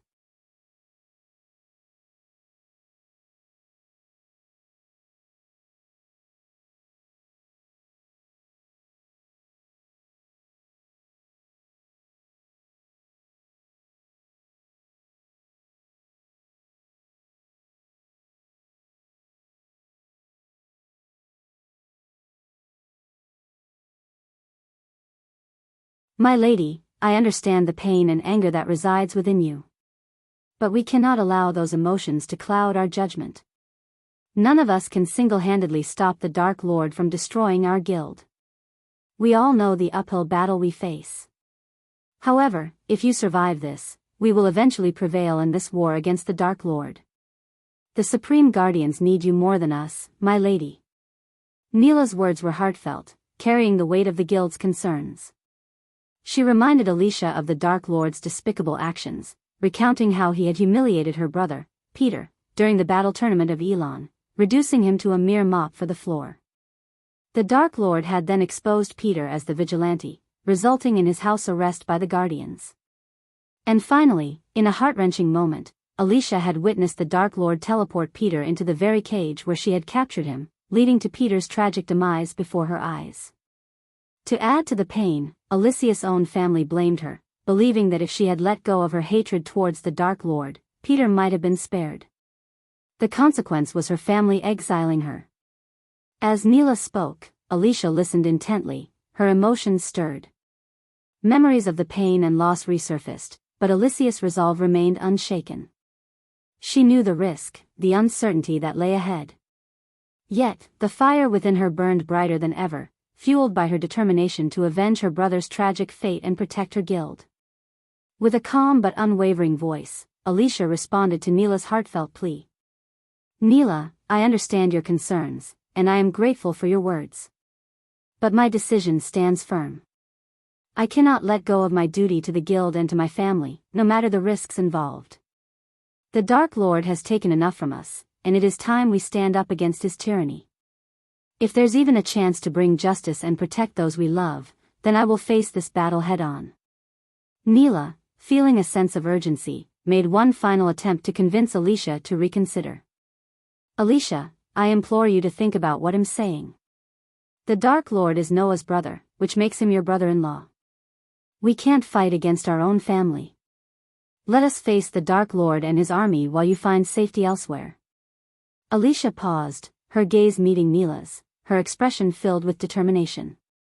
"Neela, I understand the connection between the Dark Lord and my husband, but I refuse to let that sway my decision. The Dark Lord may share blood ties, but his actions have severed any bond of kinship. He is not anyone's family, not to me, not to Noah. He has chosen a path of darkness, and it is our duty to stand against him." Neela's shoulders slumped in resignation, realizing that Alicia's resolve was unyielding. "I understand, Alicia. I see the strength and conviction in your eyes. Just promise me you'll stay safe and return to us." Alicia reached out and placed a reassuring hand on Neela's shoulder. "I promise, Neela." I will do everything in my power to protect myself and return to you all. We are guardians, bound by our loyalty and our shared purpose. I will not bring shame to my husband or the guild by running away when the Dark Lord threatens us." Neela nodded, her eyes reflecting a mix of worry and admiration. "May the gods be with you, Alicia. May your courage inspire us all." With a final embrace, Alicia and Neela parted ways, each filled with their own emotions. Alicia, now fully clad in her armor, made her way toward the gathering guardians. Her heart was heavy with the weight of responsibility, but her determination burned bright. As the sun began to set, casting a golden hue upon the horizon, Alicia stood before her fellow guardians, ready to lead them into the approaching battle against the Dark Lord and his menacing army. The night grew darker, but Alicia's resolve remained unwavering. She would face the Dark Lord head-on, for her fallen brother, for her husband, and for the future of the Guardian Guild. The stage was set, the battle awaited, and Alicia, the symbol of unwavering strength, was prepared to write in their saga of light against darkness. As Alicia prepared to face the Dark Lord, Elara returned to Sales's hidden pocket dimension, where they gathered to plan their next moves. Elara took her seat at the round table, while Salisi and Evan greeted Neela with a nod. Evan couldn't hide his concern for the upcoming battle against the Dark Lord. What troubled him even more was Sales's strict order for him to stay away from the Guardian Guild tomorrow. Salisi knew that if Evan confronted the Dark Lord, he would be extinguished in an instant. She valued Evan as a member of her Shadow clan and wanted to protect him from such a fate. Curiosity sparked in Sales's eyes as she turned her attention to Elara. "So, Elara, how did your meeting with the Council of Immortals and the leaders of the great clans go?" Sales's smile revealed her amusement, as she already anticipated the outcome. Elara let out a frustrated sigh, her expression filled with a mix of annoyance and anger. It was a complete waste of time. Those imbeciles believe that the Dark Lord's only target is the Guardian Guild. They refuse to acknowledge that once the Dark Lord decimates the guild, the other 7 great clans will be next on his list for annihilation. It's infuriating to witness their sheer ignorance and lack of foresight. Elara's frustration reached a boiling point, and she couldn't help but vent her anger. If those clan leaders had an ounce of intelligence, they would realize the imminent threat and unite against the Dark Lord. Instead, their foolishness and stubbornness blind them to the danger at hand. I had to restrain myself from leaping out of my chair during the meeting and giving them a piece of my mind. The room fell silent, the weight of the impending battle hanging heavy in the air. Elara's frustration was shared by those gathered, each aware of the gravity of the situation. Evan's question hung heavy in the air, filled with a mix of frustration and desperation. What about the Council of Immortals? Will they simply stand by and allow the Dark Lord to wipe out the Guardian Guild? He implored. Elara's voice dripped with exasperation as she replied, her frustration barely contained. Those spineless cowards are no better than the clan leaders. At least they had the audacity to admit their inability to challenge the Dark Lord, rather than spewing feeble excuses, she exclaimed, her emotions raw and unfiltered. Deep down, however, Elara knew that the Council of Immortals had made a grim but realistic assessment. Salisi interjected with a knowing tone, her words laced with a hint of satisfaction. "They are not entirely mistaken, my dear," she remarked. "The Dark Lord has ascended to the half-celestial stage. Even if every immortal within the Council united in confronting him, victory would be an elusive dream," Salisi stated, her voice betraying a mix of admiration for the Dark Lord's power and a hidden agenda. While she relished the thought of the immortals foolishly throwing themselves at the Dark Lord, becoming fodder for her own sinister plans, she understood their reluctance. The immortals were not as gullible as she wished. Elara nodded in reluctant agreement, her sigh a testament to the heaviness in her heart. Though she desperately clung to a glimmer of hope, the truth weighed heavily upon her. The impending doom of the Guardian Guild, once her beloved sanctuary, now loomed inescapably. Noah's absence had left them vulnerable, their resilience tested to the core. Salisi inquired, though she already knew the futility of attempting to dissuade Alicia from her decision. "Have you made any effort to dissuade Alicia from her perilous plan to face the Dark Lord?" she asked, feigning concern while secretly delighting in the unfolding of her grand plan. Ilara let out a heavy sigh, her voice tinged with resignation. "We both know better than to try and reason with Alicia," she replied, the weight of their shared understanding palpable. "Indeed, it is a pity," Salisi responded, her words laced with false sympathy. However, her true feelings betrayed a twisted delight at the pieces of her grand design falling perfectly into place. But can we truly blame Alicia for her unwavering determination to confront the Dark Lord? After all, he has ruthlessly shattered everything that held meaning for that poor girl, Salisi added, recalling the atrocities the Dark Lord had committed against Alicia. Deep within the recesses of Salsis' dark heart, a twisted delight simmered as she heard the news of Alicia's impending battle against her own brother-in-law, the Dark Lord.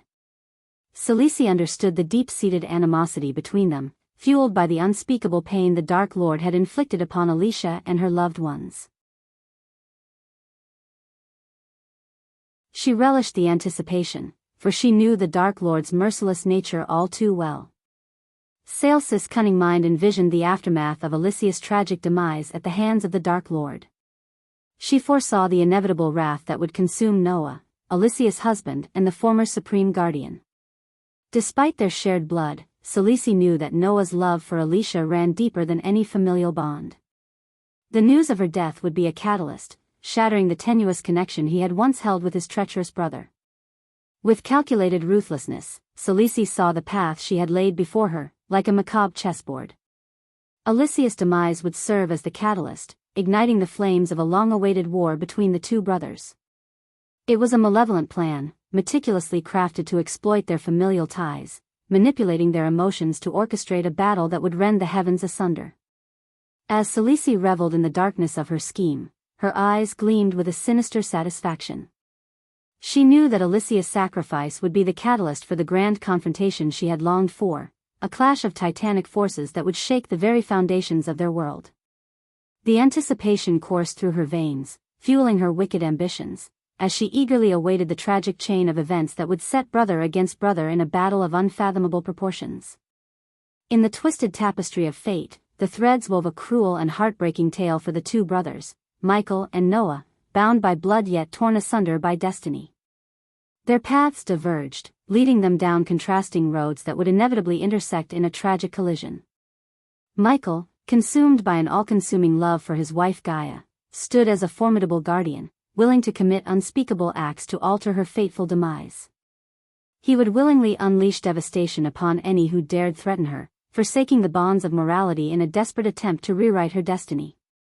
The depths of his devotion knew no bounds, his actions fueled by an insatiable desire to protect his beloved.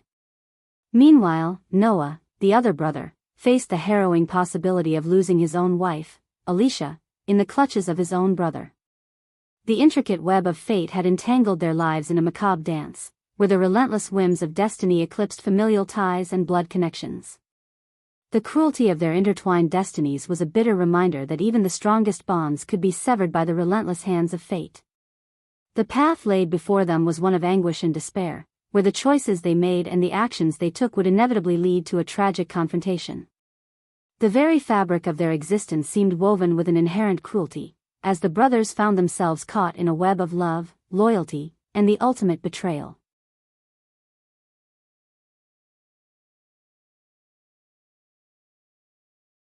Chapter 970. On the day of the final battle, new DBS chapter will be out tomorrow and the schedule will also be resumed. The long-awaited day of the battle against the formidable Guardian Guild had finally arrived. Despite the immense power and history held by this ancient guild, Michael remained surprisingly calm and even found amusement in the situation. A carefree whistle escaped his lips as he strolled out of the portal room, his confidence unshaken. Due to the tradition that prohibited him from seeing his bride, Gaia, until their wedding day, Michael couldn't help but sigh as he imagined the sheer beauty that would radiate from her when she adorned her wedding dress. With a sense of anticipation, he made his way to his temporary room, where his garments awaited him. As Michael made his way through the corridor, his robes were tarnished with dust and dirt from the ongoing process of forging his armor. He understood the importance of looking his best when facing the Guardian Guild, a moment he had been eagerly awaiting. It was during this walk that Azazel, his loyal demon butler, approached him from one of the rooms and respectfully greeted him. "My lord, Lord Saber is en route to the Lord Information." We can expect to receive information about rare metals within a day, Azazel informed, his voice filled with unwavering loyalty. Excellent, Michael replied calmly, his focus unwavering. I shall delve deeper into the properties of these metals and convey to Lord Saber the exact specifications required to complete my armor. While Michael could have easily completed his armor using ordinary metals, he held an unwavering desire for both his own and Gaia's armor to be extraordinary. To achieve this, he sought the finest metals available, ones that remained concealed from his knowledge until now. Deep down, he knew that the Lord Information possessed secret insights into the unique metals that existed within this world, knowledge that he yearned to acquire. As Michael proceeded, he inquired about the progress of the wedding preparations. Brother Ghost. Suddenly, a playful and excited voice reverberated through the corridor, catching Michael's attention. A smile crept across his face as he recognized the voice. Turning around, he was met with the sight of Cindy emerging from seemingly nowhere. With uncontainable joy, she dashed towards Michael, enveloping him in a tight embrace. Jumping up, she clung to his waist, showering him with wet kisses on his cheek. Cindy had grown considerably since they last saw each other. No longer the little 7-year-old who could barely reach Michael's knee, she had blossomed into a charming young girl. Her height now reached his waist, and her growth in power was evident as she had achieved the core formation stage. Yet, despite these transformations, Cindy still retained her childlike demeanor in Michael's presence. Playfully, she clung to him like a peppering him with affectionate kisses and rubbing her cheek against his. "Oh, how much I've missed you!" Cindy exclaimed, elongating her words while maintaining her tight embrace. "I missed you too." "I'm glad you've emerged from your seclusion," Michael replied warmly. Continuing their walk together, Cindy remained perched on his waist, a symbol of their unbreakable bond. "You know, Missy, you shouldn't act like a in front of everyone anymore. You're all grown up now," Michael gently chided, playfully pinching her nose. "Yes, my little lady. Our Lord has a reputation to uphold as the Dark Lord," Azazel chimed in, but Cindy simply responded by sticking her tongue out and making a funny face at him. Azazel, the lone and fearsome demon in the world, couldn't help but chuckle and sigh in amusement. To Cindy, no one could strike fear into her heart, not even the vampires. She had long become like Michael's adorable little sister, even before he ascended to the position of the Dark Lord. Even in the face of a world that trembled before the might of the Dark Lord and the Dark Queen, Cindy felt no fear. She continued to play and interact with them as she always had. Cindy's innocent, playful, and adorable nature endeared her to everyone in the Dark Army. However, her sweetness didn't define her entirely. Under the tutelage of Gaia, the Dark Queen herself, and Eve Voldegard, Cindy received rigorous training in combat arts. Saber and Trista took charge of teaching her blood spells, while Elidor instructed her in the mystical arts of runes. Despite her tender age, Cindy understood the harsh realities of the world, and she dedicated herself wholeheartedly to her training. Michael, as much as he adored Cindy, didn't want to shield her from the brutalities of the outside world. Instead, he was determined to prepare her to face it head-on and stand beside him as a ruler. Even though Cindy wasn't a prodigy when she was born, Michael spared no expense or effort in cultivating her potential and transforming her into a formidable force. "He may be the Dark Lord to others, but not to me, Uncle Azazel," Cindy replied, her tone filled with playful defiance. "Oh, so you think him not a bad person, huh?" Michael teased, a mischievous glint in his eyes. Cindy, in response, playfully rolled her eyes, emphasizing her disbelief. "Well, brother, if any butthole dares to call you evil in front of me, they can come eat my knuckle sandwich." Cindy clenched her small fist and demonstrated a mock punch in the air, evoking laughter from both Michael and Azazel. "I feel so protected," Michael chuckled, reaching out to ruffle Cindy's hair, much to her protest. Lost in their light-hearted banter, Michael momentarily forgot about the impending war with the Guardian Guild and stepped outside the castle. As they walked, Cindy excitedly shared a funny story with Michael, recounting how she had defeated a group of vampires. Cindy's eyes sparkled with enthusiasm as she began her tale. "Oh, brother, you won't believe what happened. So, I was training against a group of vampires. At first, I was a bit scared, because they're all fast and strong and have those sharp fangs. But then, I thought, hey, Cindy, the Dark Lord's cute little sister. Michael chuckled, encouraging her to continue. Cindy grinned and continued, so, I stood there, facing those vampires with all my might. I shouted, prepare to be defeated, you blood-sucking creatures. And guess what? They actually listened to me. I mean, who knew vampires had a sense of humor? Michael couldn't help but laugh at Cindy's adventurous spirit. And then, Cindy continued, her eyes gleaming with excitement, I unleashed my secret weapon, the tickle attack. I tickled them with all my might, and those vampires started squirming and giggling like crazy. They couldn't even fight back because they were too busy trying to catch their breath. Michael burst into laughter, imagining the comical sight. And that's how I defeated the vampires, brother. Cindy concluded proudly, striking a triumphant pose. Michael clapped his hands, thoroughly entertained. Bravo, my little warrior. You always find a way to surprise me. Michael stood at the edge of the floating mountain, his gaze fixed on the dark ocean swirling with multiple tornadoes. After bidding farewell to Azazel, Cindy approached him and handed him a mysterious letter. What's this? Michael asked, curiosity piqued. I'm not sure. Aunt Adelia asked me to give it to you once I emerged from seclusion, Cindy replied, her eyes brimming with curiosity. As Michael opened the envelope, he discovered a small, palm-sized black scale nestled within, accompanied by a letter.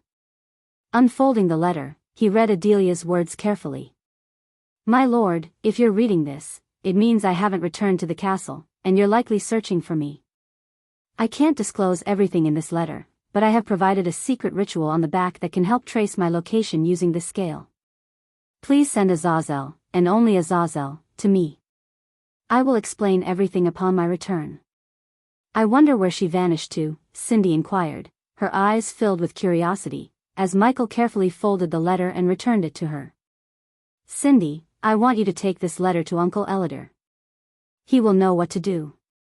And once you've given him the letter, go and inform Gaia that her mother is safe and will be returning soon, Michael instructed, gently lowering Cindy back to the ground.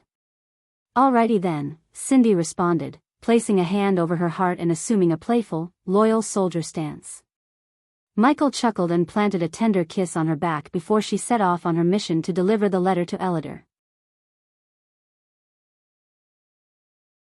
As Cindy disappeared from Michael's sight, his enchanting smile dissolved, replaced by a cold and ruthless expression. With a swift motion, he vanished from the edge of the mountain, leaving behind a trail of lightning in his wake. In an instant, he materialized in his temporary room, where all his belongings had been relocated in preparation for his impending wedding. Before him stood a meticulously arranged wardrobe filled with an array of dark attire. Without hesitation, Michael reached for a long coat, a sleek black turtleneck, and a pair of matching trousers. With a swift flick of his wrist, he discarded his previous garments, cleansing himself with arcane energy before adorning his new attire. The transformation was complete. Next, Michael donned his fingerless gloves, the symbols of his power and prowess.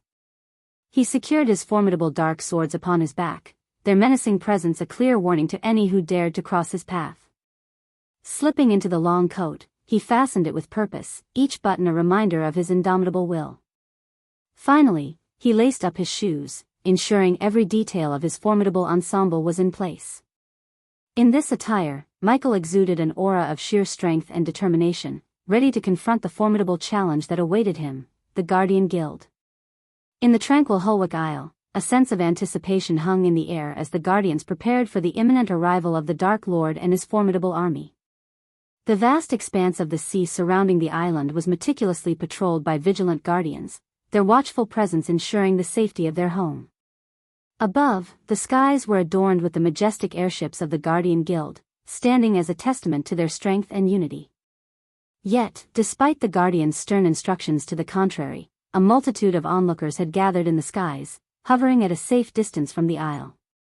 These curious spectators, numbering in the thousands, yearned for a glimpse of the impending clash between the Dark Lord and the Guardian Guild. ignoring the guild's firm reminder that this was not a mere spectacle but a harrowing war. Yet, their fascination with the unfolding events outweighed their concern for their own safety. Undeterred by the guild's warnings, the onlookers remained steadfast in their desire to witness the clash of these colossal forces. However, they were not foolhardy, recognizing the inherent danger. Each individual maintained a safe distance, equipped with an array of gadgets and protective spells to shield themselves from the catastrophic shockwaves that would undoubtedly be unleashed. Among the spectators, even the esteemed Empress of Ar graced the scene, accompanied by a gathering of kings and queens. The magnitude of this momentous event was not lost on them, for it was a rare occurrence to witness such a formidable war between the Dark Lord and his imposing army pitted against the Guardian Guild. Hearts raced with anticipation as the stage was set for a monumental clash that would leave an indelible mark on history.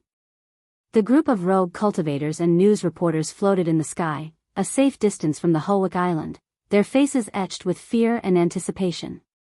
The air was tense, heavy with the weight of an imminent war between the Dark Lord and the Guardian Guild. Their voices carried a sense of urgency and concern as they engaged in a somber discussion. One of the older cultivators, his eyes filled with worry, broke the silence. "Do you think there's any chance for peace talks between the Dark Lord and the Guardian Guild? Is it possible to avoid this destructive war?" A younger cultivator, his brow furrowed, replied, "I'm not sure. The Dark Lord has shown little inclination towards diplomacy in the past. He has always relied on his formidable power and relentless pursuit of his goals."